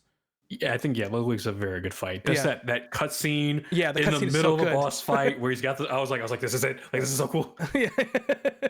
It is that cutscene is great. Yeah. See, it's funny, Bob, because for me it's like I like the hunter bosses, but the hunter like NPCs that run around the world, I despise. Well, yeah, like, that's what I was saying. I love the hunter bosses. The hunters, the hunter NPCs. There's some cool stuff that happens there. Like when you never, I don't know if you've done it in any other playthroughs yet, Cody, but when you go and fight like Henrique back at where Father Daddy G was or whatever, like that's a cool fight, because it's almost like a boss fight. You're contained in a place. But most of the time they just show up at the worst fucking possible times, where you're like, oh, I'm running away from this bug creature with a million eyes, and I ran in here, and then there's like another hunter who's like spraying something at me. I don't know what's happening. That's like that intro part to the DLC where there's everywhere is no bueno. No bueno. No. Okay, so let's get into our least favorite bosses, and I will start because I mean, also I'm gonna have a few again, of course. But my technical that I hate the most is not even the boss. It's just the hunter in Grand Cathedral at the end of Eileen Crow's quest, when she's like, Cody, you didn't get to do it your first time because you had to fight. You fought Eileen. And she was like dying, and I had to go attack this hunter. Yeah. And I probably spent like 3 hours all in trying to defeat this guy, and it was horrible. And like I would go away and come back, and like go away, level up, and come back, and the stupid thing is this hunter has this technique where he would get his sword and like I don't know if he'd stab himself because it would be bloody, and while it was active he would be losing HP. Yeah. And so he would want to bait out his attack, so he'd like do it a bunch, and like you'd get his health like under half health, and then he'd heal, and then he'd do it again and get his half like health under half again. So like he'd be real weak, and you just like had to finish him off like if you played that. But I couldn't finish him off. He would parry you and then visceral you. He was constantly shooting at you. Eventually I managed to get him by just like doing a charged attack while he was walking towards me, and like that was the way to get him from watching videos. That's what I found. I found lots of videos telling me things that were making it easy, that did not in fact make it easy. But he was the worst, and I hated him with a passion. And then just other bosses that I did not like. Mikolash, stupidest boss fight. That guy was just running from me forever. The first time I tried to fight him, I just checked a walkthrough in the middle of the boss fight because I couldn't figure out what to do, just because I couldn't find this guy because he kept running from me. And then I also didn't like Rom. I know Cody doesn't like spiders, but it's a tough fight. Especially there's another Rom fight in the Chalice dungeons. Yeah. And that one was a lot harder for me too. And then my last one is the Thumerian Descendant, which is The a Chalice dungeon yeah, boss. yeah. And this one took me as long as the amygdala in the Defiled Chalice. Really interesting. And that was what made me so angry, because I knew it wasn't that tough of a boss fight. I was Yeah. just not doing it well, and that made me so mad. Yeah. So, Yeah. but those are the ones that I like the most. What about you, Bobby?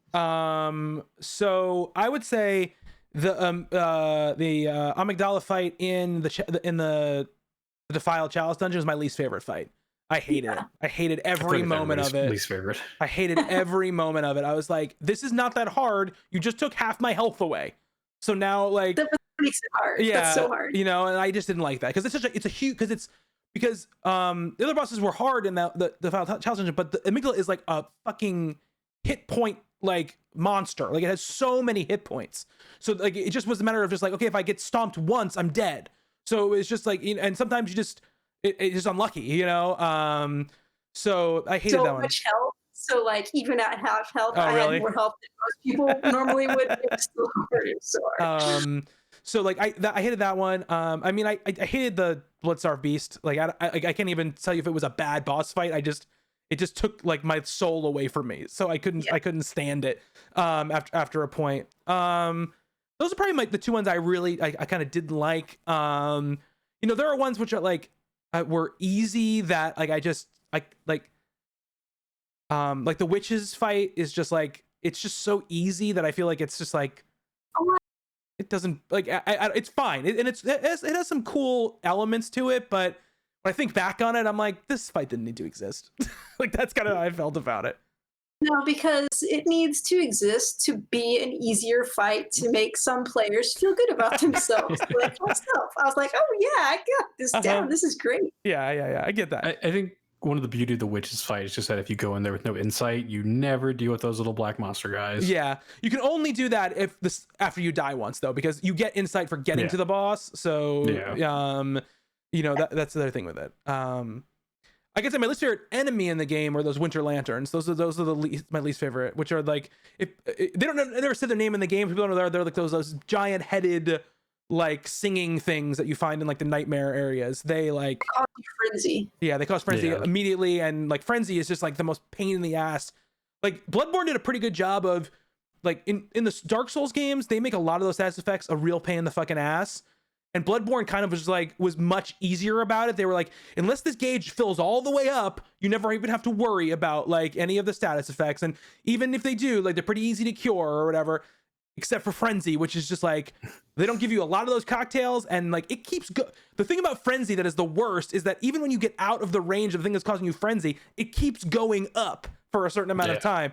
So it's like, that one was such a pain in the ass. Yeah. Cody, did you answer your least favorite? Oh no, I did not. Okay. So I have two as well, which is hilarious to me because one of them I feel like is not a hard boss. It's just I don't enjoy fighting it, and it's Vicar Amelia. Oh, okay.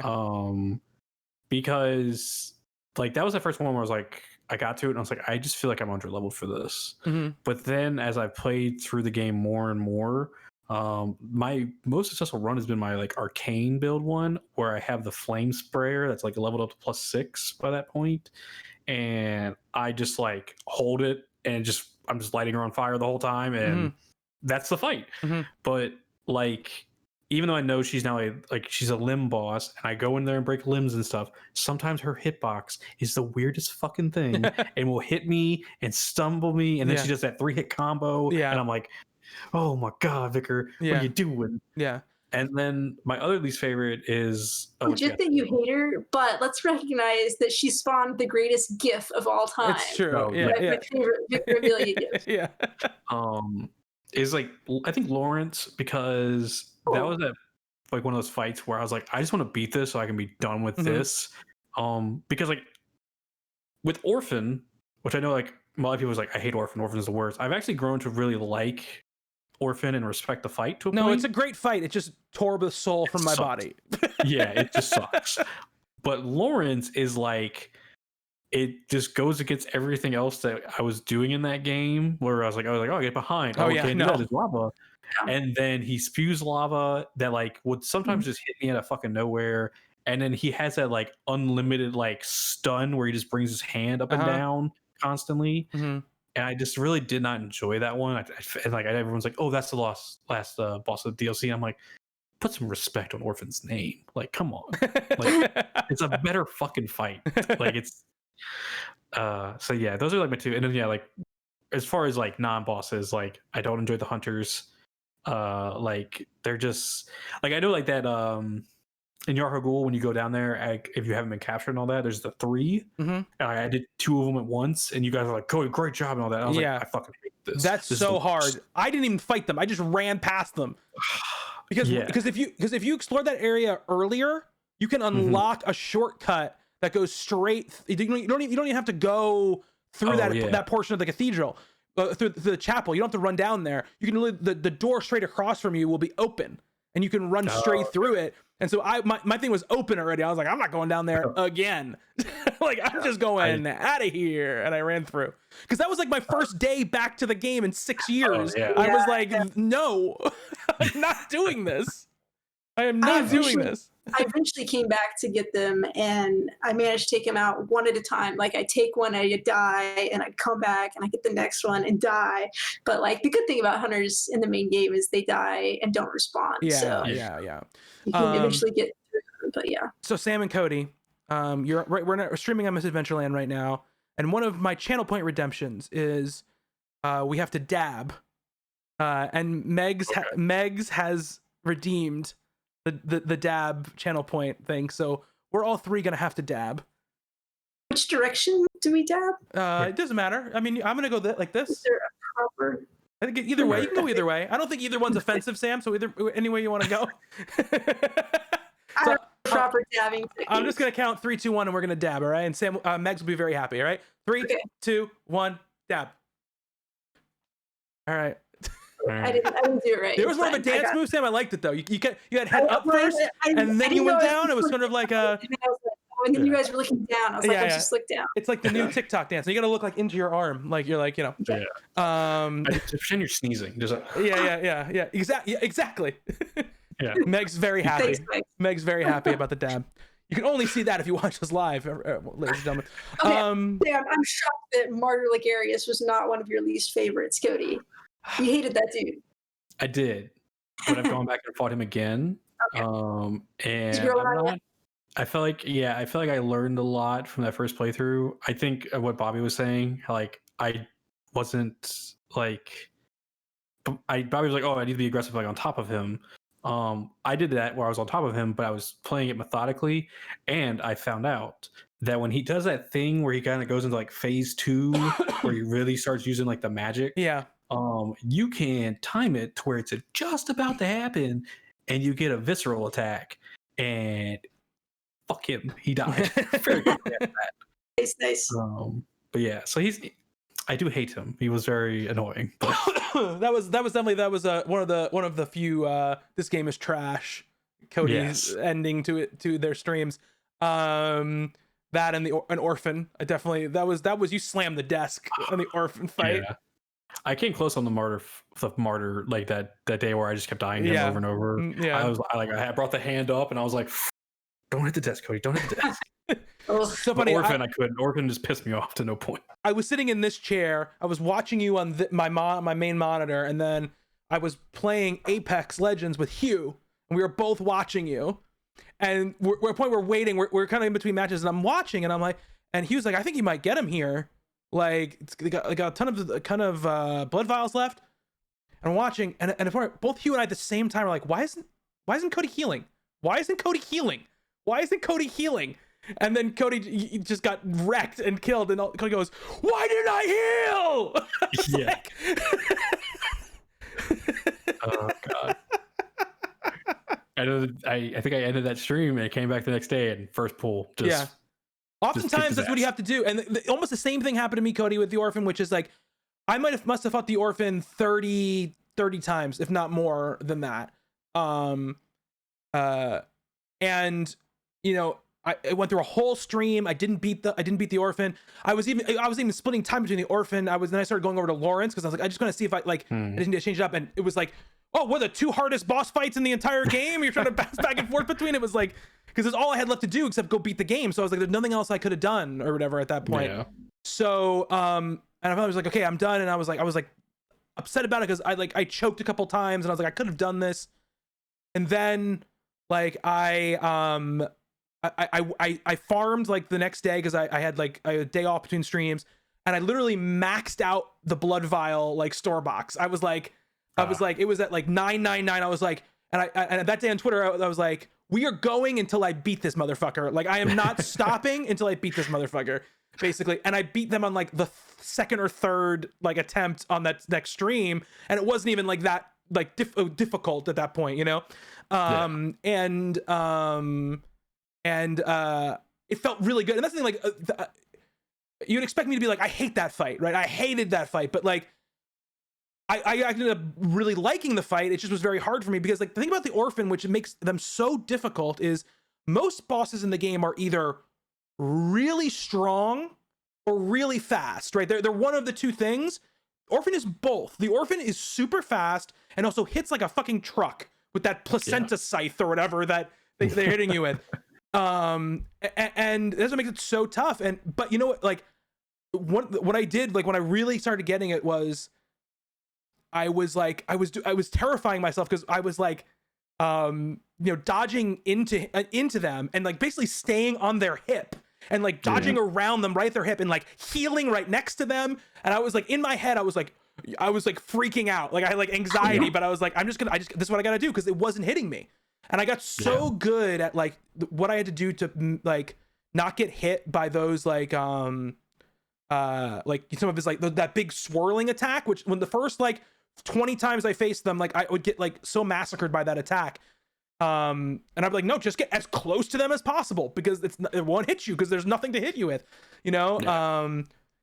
And like going out to the water was the other thing that really sort of like, that was the thing that really got it for me. I remember telling you, go out to the water, and you're like, I don't think this is the play, Bobby. That's what you said to me. And then the next thing I went, it's the play. It's the play. It's the play. Because you can't get stuck in anything. I mean, and like, you know, this game is fantastic and it's amazing. You know, one of the things that's not amazing about it is often the camera when you lock onto something, especially a big thing, right? And you, Sam, you mentioned that Rom fight in the Chalice dungeon. The reason it's so hard is because Rom is like the size of the room that you're in, you know.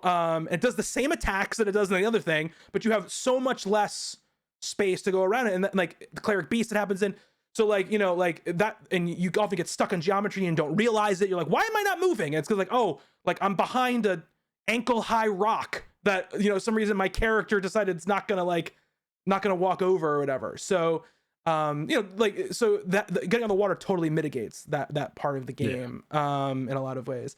I think we talked about I don't think we need to rank the boss. We talked about most of the bosses. I want to ask really quick, Sam, we both had trouble with Abritus, right? Did you end up liking that fight, or how did you feel about that fight when it was done?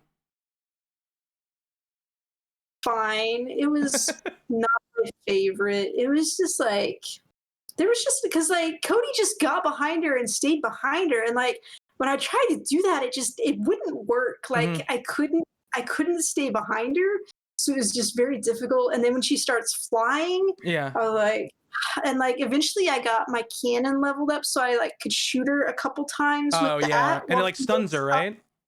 Yeah, and that's how I eventually got through her. But she was just, it was just like, eh. Yeah, it's like at least Cody didn't see any of the moves. Cody didn't see the charge. The charge is like the worst because she charges across the level, and there's like basically no way to dodge it. Like you're gonna get hit, and you're gonna lose half of your health when it hits you for the most part.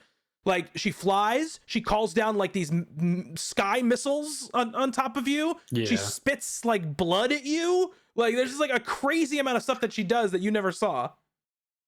Yeah, I remember watching you do it, Bobby, and being like, okay, like she does a lot. Like this, and like so like when I started diving into the lore of Bloodborne and like researching things about Bloodborne, I found out that like at one point Abritus was the final boss of the game.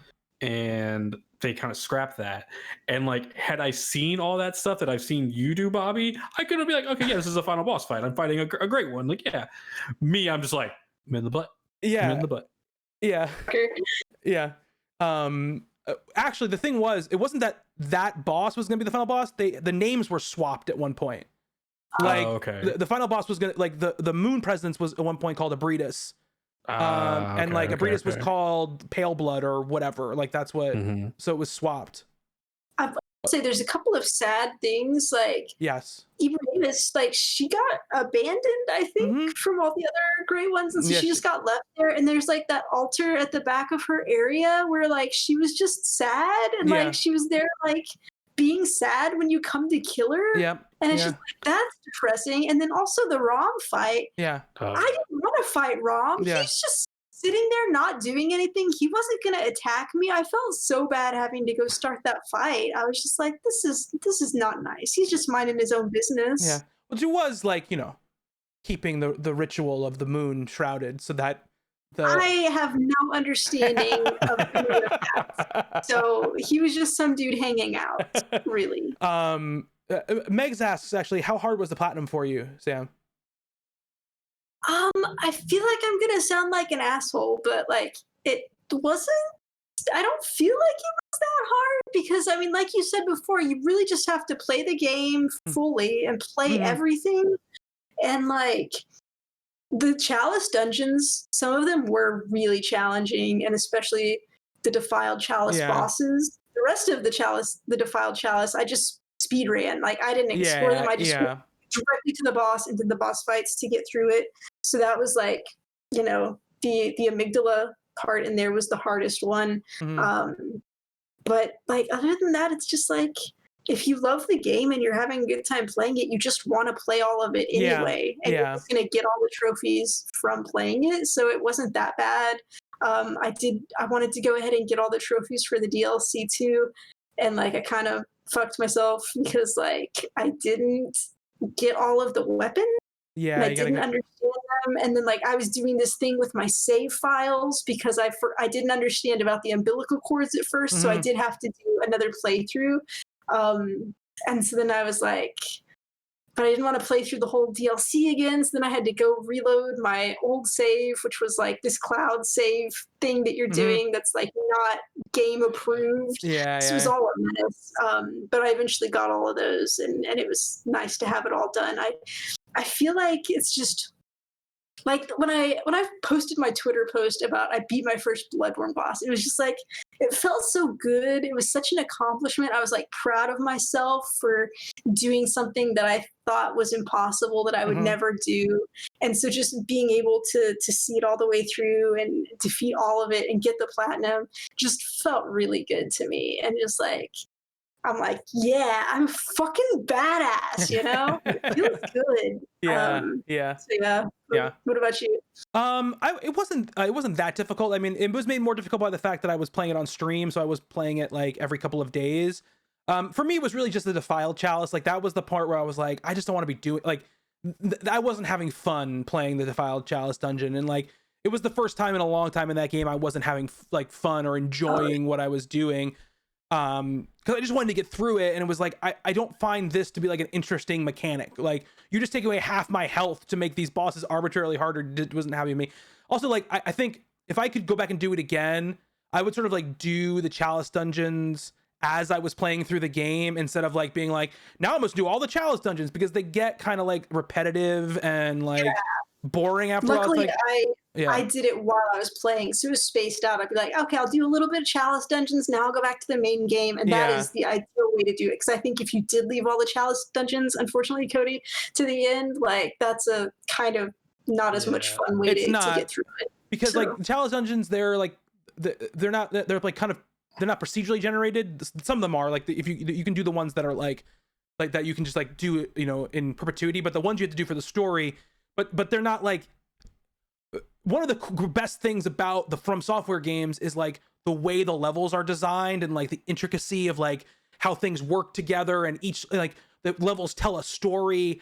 And like in the Chalice dungeon, it's like there maybe is like one or two places where that's true, and then like other than that, it's just like I'm just in this room again with the 2 sets of staircases and the hole in the middle, and now I know I gotta drop through, and like there's gonna be the lever down, like, you know, and it's just like it just takes away one of the things I love the most about the games. There were some cool bosses in there, like I think like the watchdog of the old lords was like a pretty cool boss. The what's I don't remember what the human guard the keeper of the old keeper lords. of the old lords, like cool, looked like a witch, like that was cool.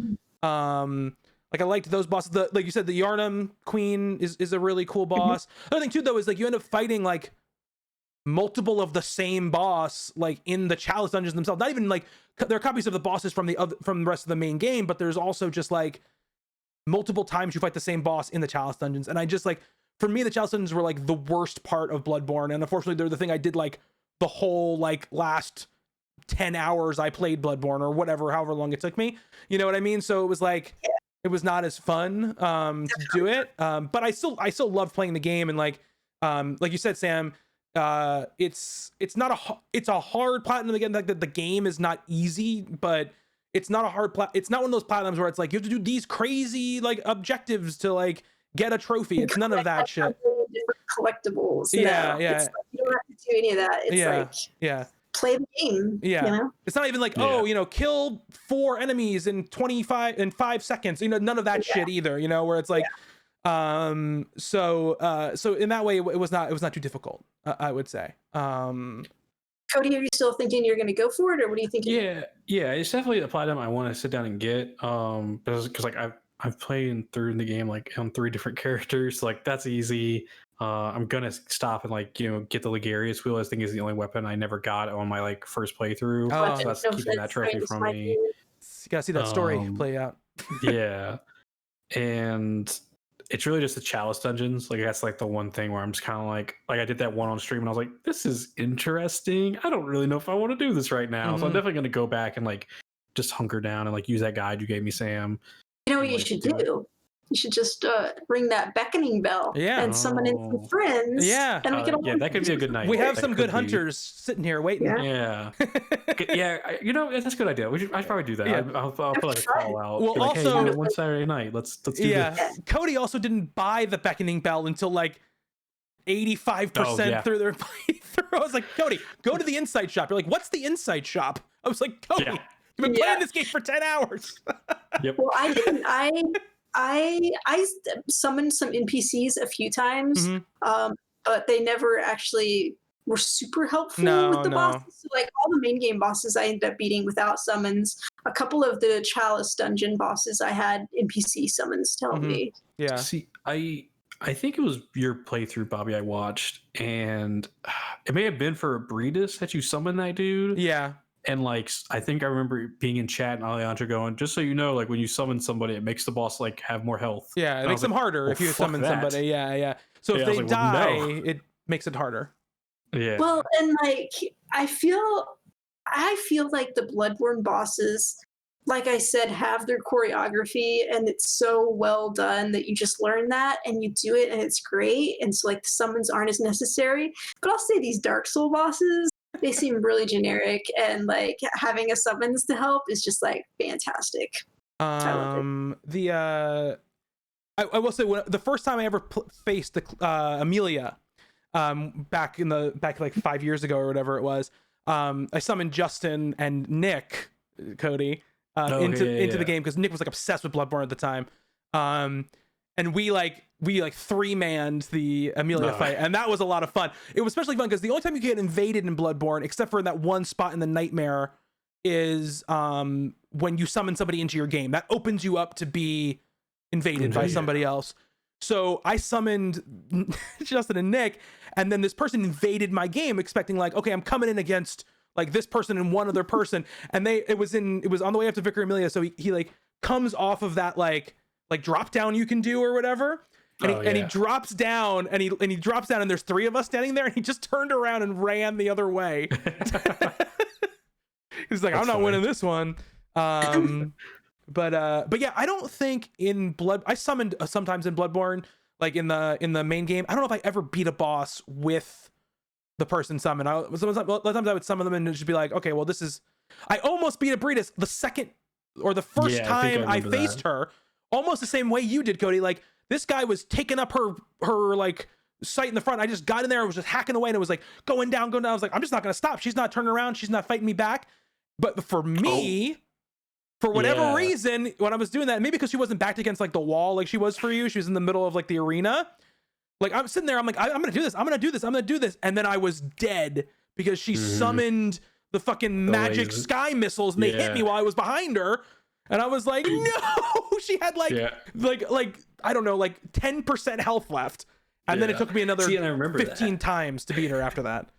Yeah, I remember like being back there and being like, okay, these things are gonna happen at any moment. I'm just listening for a sound cue. Yeah. And no sound cue happened. And I was like, oh, okay, we're good. Like, whatever.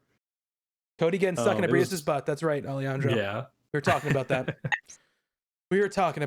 I would say that area, we didn't really talk about areas that we loved or didn't like so much.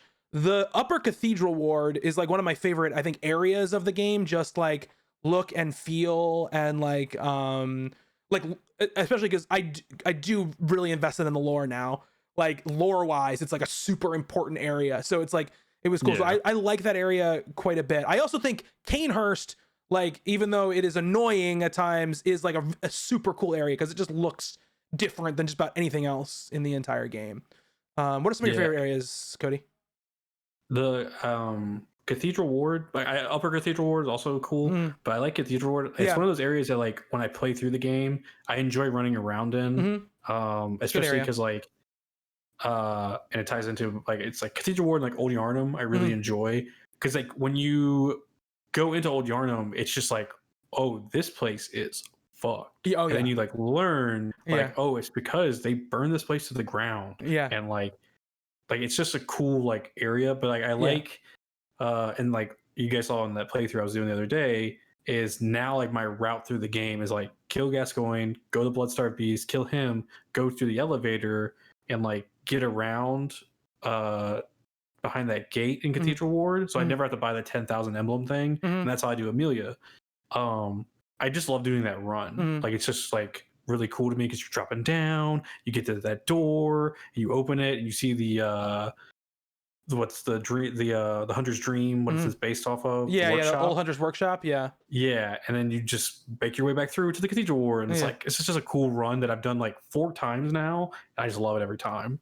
It's really cool. I didn't even know you could do that without buying the gate thing. That's awesome. Yeah, it's just, I didn't either until like I watched that a Game's Done quick speed run, and I was like, oh, I didn't have to go farm 10,000 blood echoes. I could have just fucking gone and killed Bloodstar Beast. Damn. What about you, Sam? Well, like you said, Upper Cathedral Ward looks cool, but I hated the brain suckers. So like, I hate that area. Like, that area is so spooky, though. I like how like spooky it is and how dark it is. Cool. I felt bad for those little slug guys that were there. Like they just want to worship whatever they're doing, and I'm like, but you give so many good echoes, I gotta kill you. But yeah, I also really liked Cathedral Ward. Like I would just farm there a ton, and that's like those big guys, like the first big guys when you walk out with the lanterns. Those are the dudes that taught me how to parry. Like, and like I have a soft spot in my heart for that. Also, the very first part of Forbidden Woods, I like that area because that's also an area where I farmed a lot. And oddly, Hunter's Nightmare, the first area of the DLC, I know it was horrible because it had 1 million hunters, but it's just like, the nightmare aspect of it, they made it so different, and then like it was just cool. And yeah, it's hard, but it was like a really cool area. It's cool to see it during the day. It's cool to see that area during the day too. It was like a neat thing. Alejandro says Upper Cathedral Ward is the correct answer to this question. I will say too, I mentioned this as well. I don't remember what it's called but the area leading up to Living Failures and then Maria, like the asylum or whatever, wherever. It was so confusing. I can't remember what it's called, but I loved that area. It's a cool area. I love that area, and I also think the fishing hamlet is like a really good area. It's a fucking hard as hell, but it's got like so many layers to it and so many different things that are happening in it, and so many places you can go that I like. There's like the big fishmen, and then there's like the wizards, and then there's like that fucking guy from the guy who's in his cell who's like projecting himself into the area to fight you. And then like those fish monsters. You never fought the hunter in in the fishing hamlet? That dude who like after you talk to the dude who died on the ground, that hunter starts showing up and he Well, see, here's the problem, fellas. So I told you I had to get the trophy and like get the weapons for the DLC, and it took me. I played that whole thing, never noticed dude laying on the ground dying because like I just never saw him. I walked by him like dozens of times and just never saw him there. So I just went back to talk to him when I needed to get that whatever weapon I needed for the trophy Simon's after I'd already finished playing everything. Yeah. So I guess that's why I never saw this other thing that you guys are talking about. Yeah, that's really funny. But yeah, you have to fight him like 3 times or whatever. Wow. Yeah, and you get his weapon or whatever, and then you go and see him you finally get the key to go down into that like cell that you can't unlock after you fight Ludwig. Remember the guy who's like, can you hear the sound? Can you hear the sound of the bell? And you're like, yes. And he's like, oh, you're a liar. You can't come in here. You can't go in there until, well, you can go in there at any point. You can go in there after you beat Orphan of Kos. They give you the key. Okay. No, but you can't actually like, or is it Lawrence? I can't. Somebody you beat drops it. I think it's Lawrence. Is it Lawrence? I think so. I think I killed Lawrence, and then I was like, all right, time to go cause. Yeah. I got that key, and I was like, don't know what the fuck that's about. Yeah. And I never went back and did it. So yeah, that's right. You never went back and did it. So you go there, and then you can kill him or whatever, and then or you leave him whatever, and then you can get his weapon. But I don't think you get his weapon unless you fight him a few times. I don't think, but maybe I'm wrong. I can't remember what it is. But and then I did unlock him and talk to him, and I think I killed him. Yeah, and then you go down into that lower level or whatever, and there's like those things in like the shells or whatever that try to fight you, and then yes, those. But also right before you get to Orphan of Kos, like those slugs are all there, and it's just like so neat. It's just like such a neat area. Cody was murdering all them. I was like, Cody, you don't have to kill them. I thought they were going to attack me. I'm sorry. Cody, you don't have to kill them. They're just praying to their god or whatever. And there's a blood rock in there that you can venture out and get. And it's protected by winter lanterns, so there's winter lanterns in there. There's that well. Did you ever do the thing in the well, Sam? Did you fight the things in the well? You fall down and there's the 2 big dudes. Yeah, Cody never did it. Those dudes sucked. Yeah, fuck those guys. Yeah, that part. That's like one of the harder things you can do in the game. Except there are these. I don't remember where you get them, but there are those knives you get that make people like make their enemies like go attack each other.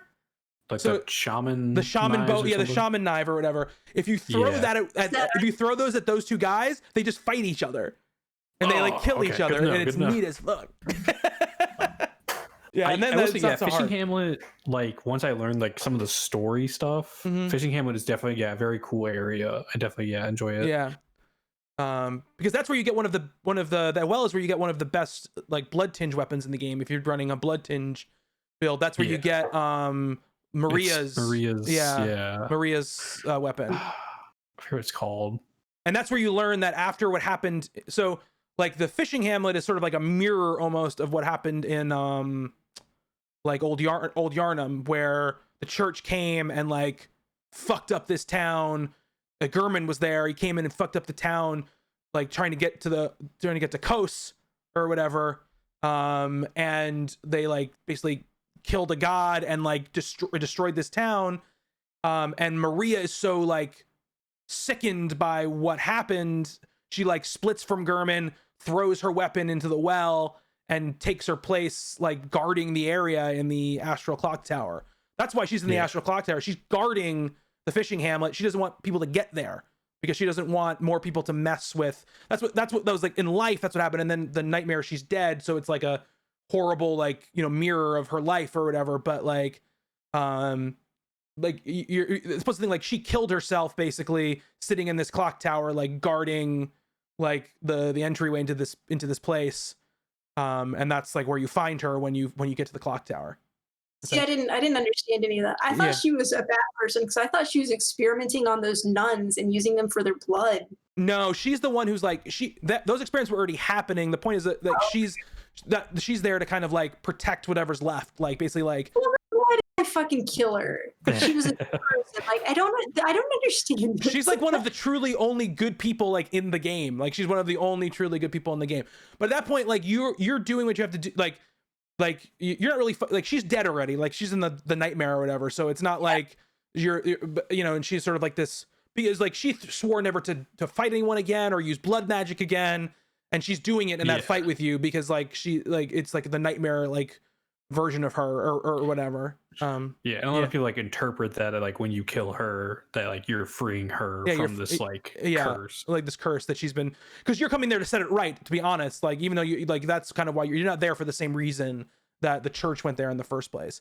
Much like, you know, in like old Yarnum, like, you know, so essentially like the story of Bloodborne is like these people went down into like these caverns, which are like the Chalice dungeons, found an old one and started using its blood, like testing its blood, experimenting on its blood, and basically started transforming. It's a very small like Cliff Notes version of it, started transforming people into like beast-like creatures. But the church, who was founded on this blood menstruation stuff, didn't want the people to know that it was their fault that they were turning into beasts. So they created these hunts and they created these things to like, you know, you're going to hunt the beasts and you're going to help the church. All the while giving them this blood that was continually turning them into beasts and not telling them. Old Yarnum was like the first place of like this outbreak of like this blood like disease. And they basically went like, you got to Jorah and the other like, I forget what they're called, powder keg hunters. You need to go in and burn it to the ground because we don't want anyone to know like that it's our fault that it's happening. Jorah learned the truth, and that's why Jorah stays in that clock tower and like guards it, because he just wants to leave them alone. They've suffered enough or whatever. So it's like a similar sort of like vibe between the two places in all the ways. But yeah. A lot of Bloodborne is just sad. A lot of sadness. Yeah.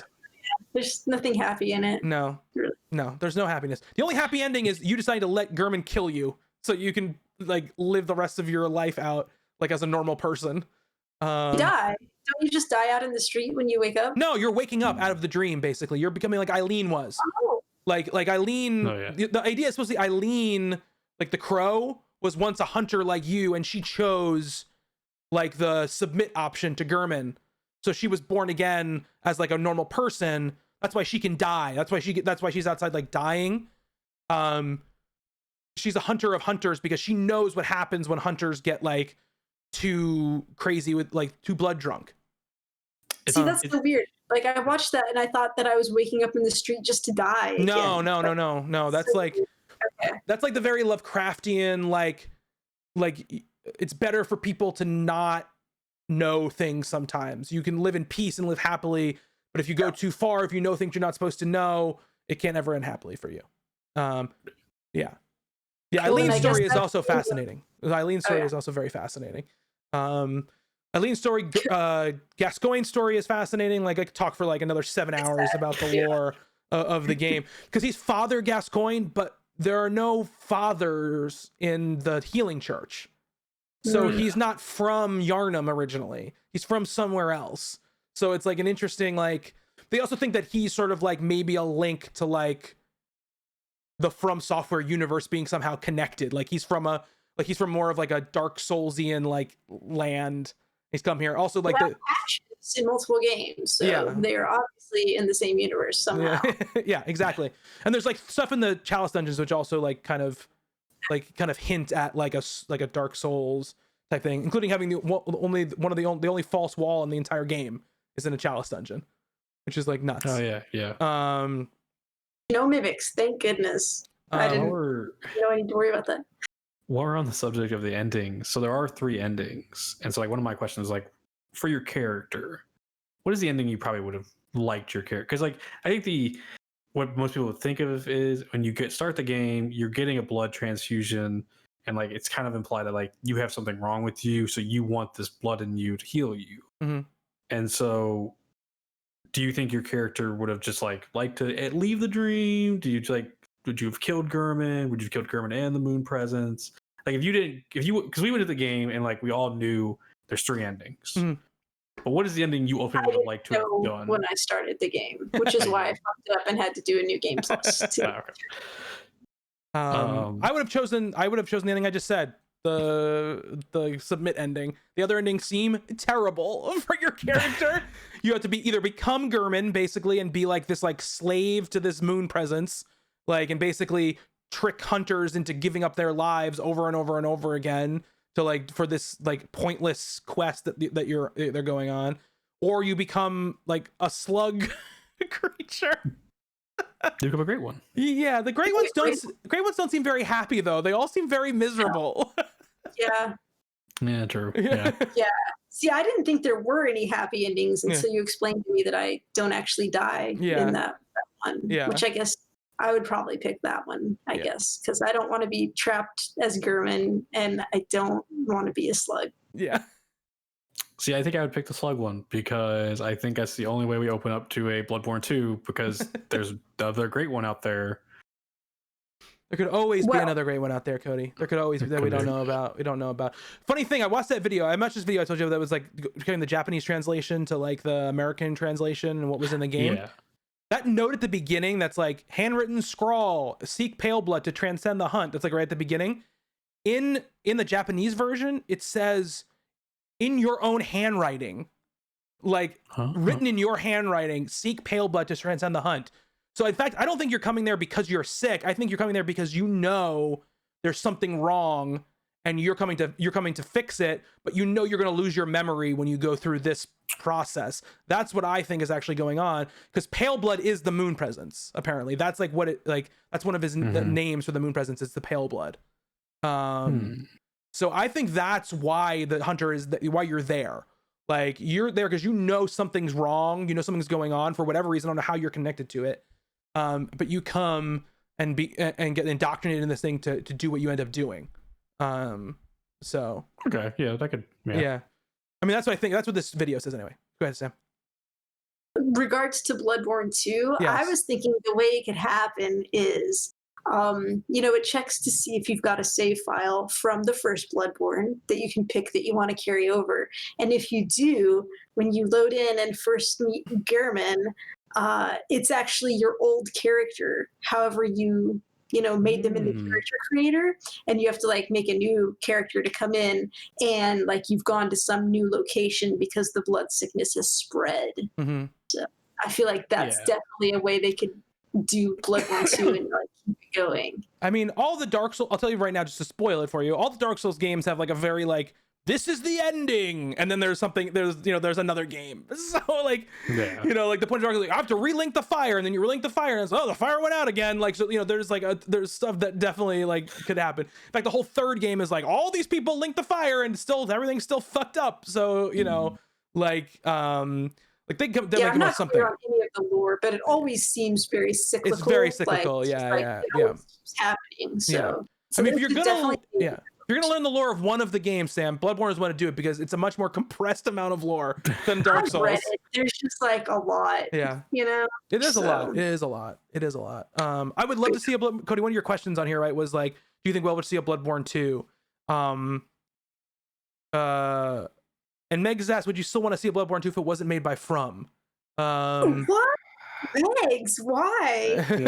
No. I guess that's a no for me. Yeah. Well, I mean, I don't know. I wouldn't want to see it. I wouldn't want to see one. Because I'll say this, like, there's been a bunch of these kind of games made since the Dark Souls games got popular. Like, there's like Lords of the Fallen, there is, the Neo games, there's, Sam, you just played Code Vein, right? There's like, there's a bunch of these like types of games, and while they have their attributes, I think that are quality. I don't think that they're the Surge. That's their series I was trying to think of. That are admirable, and I think they're not. I don't some of them aren't. Some of them are good games. Even there is something about the way that From makes the games and the way they, because they sort of like originated the formula, where the way they pack in lore and atmosphere and just like the right amount of like, fuck you to the right amount of like, this is amazing. Like they just have the formula, I think, where their games feel more special and the other games end up feeling more like, oh, this is like they're trying to do the From thing. You know what I mean? Like they don't ever really feel like their own thing. So I wouldn't want to see another developer come in, especially with Bloodborne, and try to make another one. You know what I mean? Like I feel like it would just not be the same at all. Yeah, especially because it's like the guy who makes all these Miyazaki. Yeah. It's his like he read Lovecraft when he was younger, and this is like what his interpretation of that is, and that and I wouldn't want to see PlayStation, because like Sony owns the rights to this. Yeah. I believe, correct? Yes, they do. Yeah, they do. Yeah, I wouldn't want to see Sony come in and like give it off to a different person and be like, "Hey, take whatever Miyazaki did and like do what you want with it." Because like Yeah. I would like to see what else he wants to do with it. Yeah. Because there's still like not loopholes, Like plot threads and stuff. plot holes. Like plot holes. Yeah. I couldn't think of the P word. Yeah. There's plot holes in the game that like they can circle back to. Yeah. It could be a precursor to where we were. Oh yeah, Yeah, definitely. Like, yes. yeah, like go to like we're in Old Yarnum, like we're Yeah. there. There'd be, like, all kinds of great ones everywhere, like Yeah. doing Yeah. stuff. Absolutely. Yeah. And like there's so much cut content from the game that like somebody found like a PS4 that had like an original Bloodborne file on it, Mhm. and there's like a great old one beast boss, and like the models in the game, the like attacks are in the game, and like some people think like, oh, that was gonna be like one of the end bosses, because like there is some implications that like, you know, this great old one blood turns you into a beast. Mhm. Why is there not a great old one beast? Mhm. And like, why is it turning in people into beasts? Was kind of like what people were going for.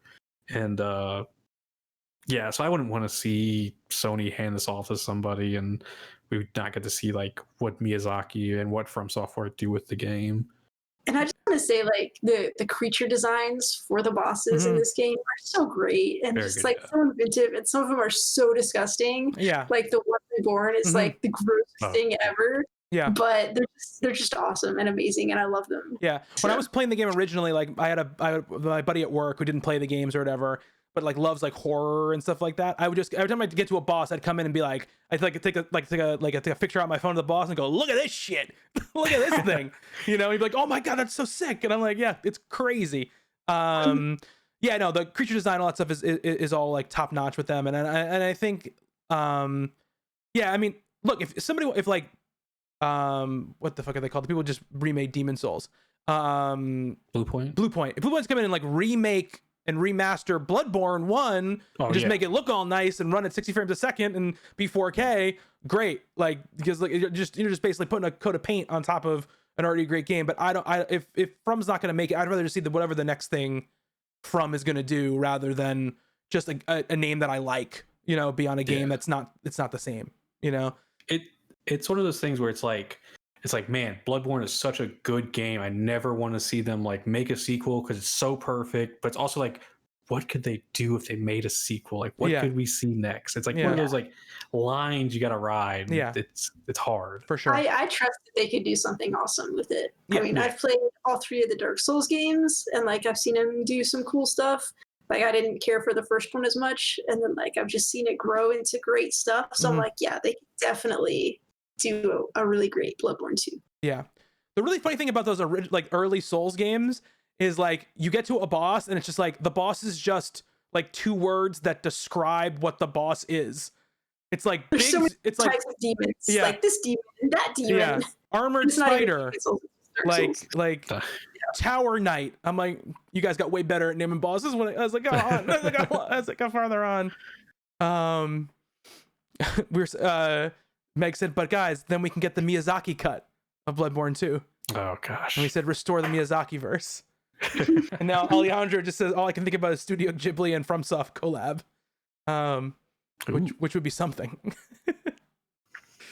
But anyway, so I think we're pretty much wrapping up our thoughts on Bloodborne. I just want to maybe, you know, get sort of like last thoughts on the game and maybe, you know, where we go from here, what it meant to us, all that kind of stuff as we sort of like as we wrap up this podcast. Cody, you want to go first? Yeah, Sam, was it your question of like how is post Bloodborne going? Yeah, so like I don't know if this Bloodborne has spoiled me, but like, cause I went and tried Dark Souls 3 and like something like, I don't know if it's just like, I don't know, just something about that game is not clicking with me. And I do want to get back into it and stuff, but like, I don't know if it's just like the way combat flows in Bloodborne. But like, I do want to go back and play those games, and like, I do want to go eventually try out Sekiro. Because if from like Alejandro talks to me about it all the time, and it's just like, hey, you don't have a stamina bar, and like I think one of the things that hindered me in Bloodborne at times was like a stamina bar. So if I don't have a stamina bar, God knows what I can do in that game. But another game I've been really eyeing is Hollow Knight, which is like the 2D. I played a lot of it on Switch. I think I killed like 4 or 5 bosses, but it's been like a couple years now, and so I don't remember it. But I've been thinking about going back to it, and because I see a lot of people who are like, "Oh man, like I know it's 2D, but like you might really like Hollow Knight if you love Bloodborne." It's I think it's one of the games I'm gonna like check out soon. But like I know Sam, you're diving head first into this Souls-like game. So how are you doing? Well, I put this question in my notes for it, where my post Bloodborne gaming life is sad and unfulfilling. Which it's yeah, like I finished Bloodborne and it was just like, wow, like I immediately had to go do a Dark Souls because I was like, I need to keep going, you know?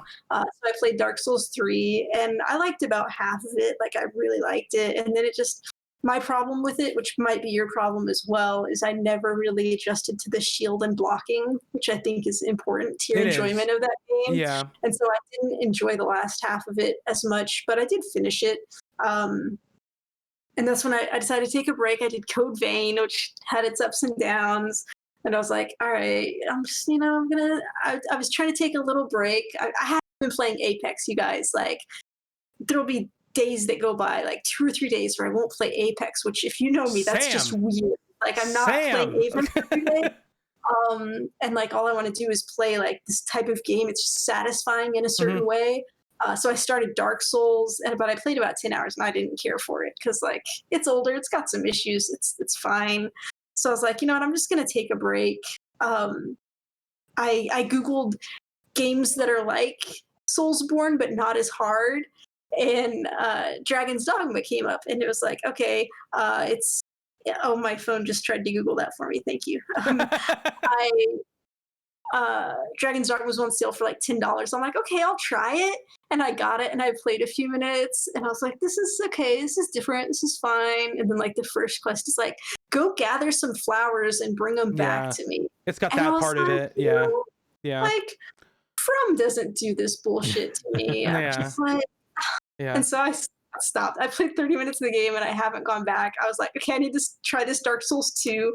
And I fucking fell in love with Dark Souls 2, you guys. Like, I'm having a blast with this game. I love it so much. Sam has like it's so funny to hear you talk about this because like Dark Souls 2 is like the black sheep of the Dark Souls series. It's the one like nobody likes. It's the one everyone's like, no, Dark Souls, you don't need to play Dark Souls 2. Like that's like what Dude, it lets you level up so fast and like so much. I got to level 100 and it was still only like 20,000 souls. There's like 700 bosses in Dark Souls 2. That's the problem with Dark Souls 2. There's so many bosses. There's so many bosses. There's not. Yeah. There's not. You can summon for everything. So it's just like, I finished the main game of Dark Souls 2 and I was playing my Apex and I was just like a little sad. I was like, I don't know, like, what is my life if I don't have this to work towards and like this to do in the evenings? Like, what am I even doing, you know?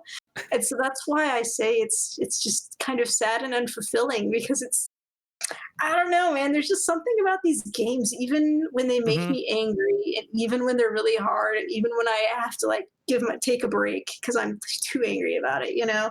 Like, I still just get drawn back in and I just want to keep playing it. There's something so satisfying about them. I did just buy Demon Souls on eBay and I got that in the mail today. Oh, good. Okay. So, but I'm going to try some self-control because I would like to platinum Dark Souls 2.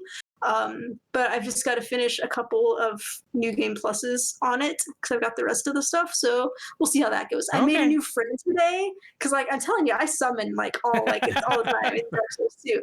And so I summoned somebody and they were helping me and then it didn't work out. And then I got a friend request and I was like, okay. And then we were messaging and like we played together until we got my beast. And then the boss. And then I went and helped them do the boss. I'm like, this is great. Cool. I got a new friend to play with. So that's really cool. It's just like, I don't know, man. I'm obsessed. And once I'm through all of these games, I've got Neo and The Surge and Remnant from the Ashes all downloaded on my PlayStation. so I can't. And Lords of the Fallen downloaded. I'm like, I can play through all these and see what happens. But I'm like, once I get through these games, like, what am I gonna do? Like, you're gonna turn into one of those Elden Ring people who's like just like sits on the Reddit and like every Just little wait for thing. Elden Yeah. Ring. Yeah.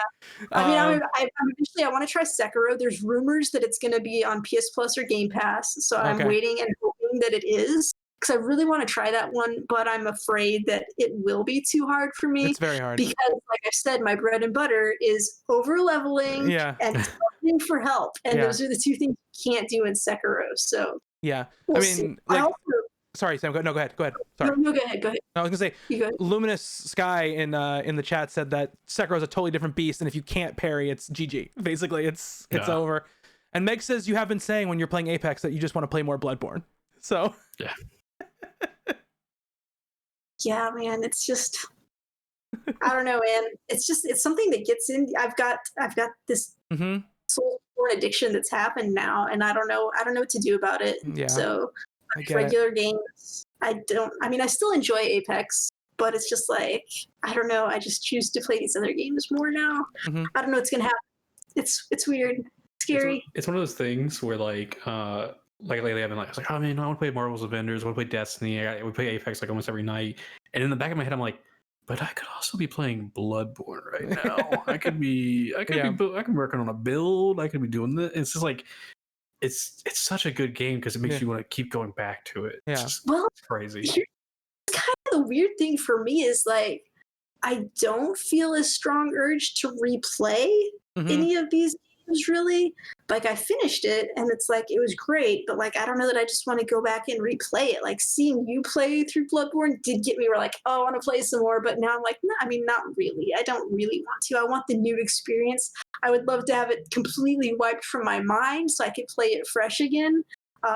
But like, I don't have that same type of, like, you've played it like 3 or 4 times already. I'm like, I don't feel that as much. So I don't know. Yeah, We'll I see. mean, that's my thing, Sam, is that I don't really replay games at all. Yeah.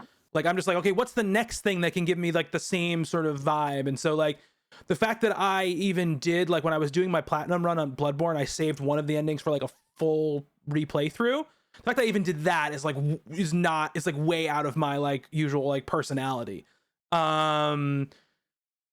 know, I tried Sekiro and it broke me. Like, I was really excited to play it. I got farther than I had originally gotten, but I got into the point where like I got to Lady Butterfly, and she is an optional boss, but like I got to a point with her, and a point like in the main thrust of the game where I just got stuck in 2 places, and I was streaming it, and like I was just like beating my head against the wall for like hours on end, and I was like, I can't do this anymore. And that's what kind of was my fault to Bloodborne. That's the other thing I was like really excited to play to keep that feeling going. That fortunately kind of broke me of it for a little bit, you know, because I was like, I'm good for right now. And it's interesting too, because like I kind of metered out like my playthrough for a bunch of years, so I don't have like the same like, oh my god, this is new and I just can't like wait. And I had that back when I played the first Dark Souls game, or when I actually finally got into it. Back then, that was really the only thing you could play that was like that. You know, I mean, they didn't even have like the other things, or a series of games that you could really dive into. And like Luminous Sky is saying, and this guy is saying in the chat, like, you know, Alejandro's like, later on, the pairing is not as important, but early on, I found it very important to break guard. That's the whole Sekiro's whole thing, is like you have to break people's guard, and then you get like these killing blows or whatever. And it's very hard to break guard early in the game when you're not leveled up without doing the parries. Yeah, I mean, for me, like post Bloodborne, it was a thing where like we were just starting to stream, like I was working right in the middle of it, like when I finished. So it was just like, okay, what's the next game like we're gonna stream? So I just kind of like went and kept going. For me, so I don't have like that same like I just don't have it right now, like feeling. You know what I mean? But I know that feeling, and I know how hard it can be. We talked about it before. Now that it's actually on PlayStation, we need to get a Remnant trio going and play a little bit. Yeah. Here's the thing, sir. I think before I started Dark Souls 2, I went ahead and tried Remnant to just see how it's going. the jerks who made that game for some reason decided to put dodge on the X instead of the circle, and that's the worst decision of all time. And You so texted me this, Poppy, and I was like, I was "What's so up?" mad about this. I'm like, This because is a like complaint. you can't play this while you're playing any other type of Yeah, game like this, because it's going to mess up your brain. You'll be hitting the wrong button. Yeah. So once we're out of this and we're ready for some other controls, we can go do Remnant from the Ashes. Yeah. Because it's a cool game. It's a very cool game. It's better played, unlike the Souls game, it's much better played in co-op, I think, than it's solo. But one of the best feelings in games, I gotta tell you, is like doing that roll and then just popping up and shooting somebody out of that roll. It feels so good. It isn't as it's not as difficult as a Souls game, but there are bosses in the game which when we beat them, it was like, I'm saying as a trio. Solo, it's super hard, but like that we beat together, like me, Andy, and Justin, and it felt so fucking good. I was like, this feels amazing. So you get that feeling. It's a great game. I mean, I love Bloodborne so much. Coming back to it, right? Just to say this, that like a couple months later, Justin and I did a top like 25 of the generation or whatever, and I like it ended up at like I fought for. I think it was ended up like number 2 or 3 on our list. Like I fought for it, like like to be up that high, because it's probably like. Maybe I'm a number 1 at this point, the last round of boxes. So, but yeah, that's a really good question. And I'm sorry to hear, Sam, that you're struggling with the From Software withdrawals. My other problem right now is I got old lady joints in my hands, okay, and my thumbs get so sore, and like I really need to like pace myself and only play games for a certain amount of time and then take breaks. And just like, no, I'm not doing it. I'm not being responsible. I'm playing for hours on end until my thumbs just hurt so bad. And I'm just like, I need to be better. It's an addiction. I don't know what to tell you. Yeah, just wrapping up words on Bloodborne. I'll say this, like, I think some of us have like similar stories to this, or similar vibes to this, but when I started playing Bloodborne again, it was right at the beginning of when this now year-long plus sort of like hell we're living in started. You know what I mean? And it really helped me get through like an initial like really terrifying, scary time, because I have a lot of like illness anxiety. Like it's a big, like that's like where my main anxiety comes from. And like it was, obviously it's been on like 10 for over a year now basically. And Bloodborne, even though it's a game about people getting really really sick from a plague, and you just like murdering people, and it's difficult and it's hard or whatever, like it was this really good form of almost therapy for me at the time. It really helped me get through a really difficult like time period.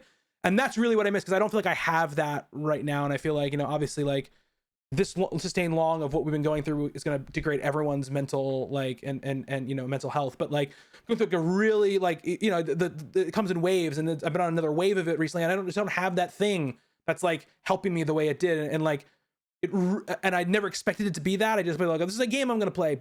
And it ended up meaning a lot to me in that way when it was over. And so, I have a really fond feelings for that game for that reason. And that's kind of my like let's say people about these games is sometimes you think they're going to be stressful, but they end up being like the opposite of that. And that's how it ended up being for me. I don't know, Cody, if you want to go. Yeah, so like I remember, right, Sam, when did you start playing it? November, December-ish? Earlier? January 15th. It was just like something like year? that. Okay. Yeah, it was this year. It was So not it must long have been, ago. like- This has all been a whirlwind. So it must have been like around January then, yeah, because you and Greg Miller started playing around the same time, and I was like, oh, like I think some people who don't know, like November, December was a very hard time for me because I kind of started facing like some identity crisis, like who I was and like things like that. And so January, I saw like Greg Miller and Sam playing, and I was like, I'm going through this challenge in my life where I don't know who I am. If I can beat this game that has this challenge, maybe that'll help me. And that's what it was. Like, that's why I was like, I would get mad at myself, like, when I wouldn't beat bosses, is because I knew I could beat this challenge. It would help me emotionally. And that's what it was. And, like, I think this is, like, my favorite video game of all time because I'm always going to tie it to that I was able to beat that challenge, that, like, I'm in a better mental place now, like, with my identity and who I am. Because, like, my pronouns are they, them. I wasn't like this like a couple months ago. Like, I didn't know who I was. I didn't know like what to do with my life. And playing Bloodborne like was that therapy I needed, like when things were really hard for me. And so like when I was like, I want to come back to streaming, I want to do this challenge because I know I can do it. And it was like that thing for me. And like it's so weird because this game is about blood and Cthulhu monsters and shit like that, but like it was that game when I was at a very dark point in my life and I beat it that like I really needed. And it's always gonna be with me. Like I really do think it's my favorite game of all time. And like it's crazy because like years ago I would never have thought that I was gonna play this game. Like I for years was like I'm never playing Bloodborne. Like I'm never gonna play these games. I'd get too mad and all that. And like, yeah, I got mad at points, but I got mad more for myself because I knew like I could do this, I could beat this. And I did in the end. I got a little like over leveled at times. Like I went and did the cum dungeons, but I mean it was what I needed to do, and I played through the game multiple times now without doing those like weird farming glitches. And it's just that game that like I'll always tie back to this memory of like who I am and like how it helped me get through such a dark point in my life. And so I'll always love it for that. And yeah. I apologize for crying. I was doing No, my please, best. Cody. If we Thank could you. all hug you right now, we would. I was doing my best, and I was like, "Oh, it's happened." It's all I just good. feel bad that I'm making Sam follow what you just said. I know. Yeah, I've got nothing. I didn't so realize it was going to emotional. be like I knew you had something real to say, but I didn't realize it was going to be like that real. Yeah. I mean, I can think. I mean, you can see in the chat like people like reacting. You know, obviously. Yeah, thank you guys. But you know, I can't imagine like how what you're going through, and you know how you've managed to sort of, you know, at least on the face, stay as brave and as positive as you have over the last couple of months. So, I mean, you know, I from afar, you know, you're really impressive and it's inspiring, Cody. I just want you to know that. Thank you. Appreciate that. I'm very proud of you. Thank you. Mark says you'll always be poggers to him. Thank you, Mark. Appreciate it. And I'm too old to understand what that means. And just the only other thing that I would want to say about Bloodborne and just this whole journey that we've gone on is to always let yourself be open to new things, especially things that you think you might not like. Also, be willing to give something a second chance, because, like, I mean, if any of us had just let the first thing ride out and be the way it was, we never would have come back to this game, and we never would have had these awesome experiences that have really changed our lives so much. So, you know, just be open and try things, and just recognize that just because something's not right for you right now, it might be better for you later. That's an option too. Yeah. So, that's great advice for gaming and just great advice for life, Sam. So I think we should leave it on that for sure. Thank you both so much for hanging out and doing this. It was a lot of fun.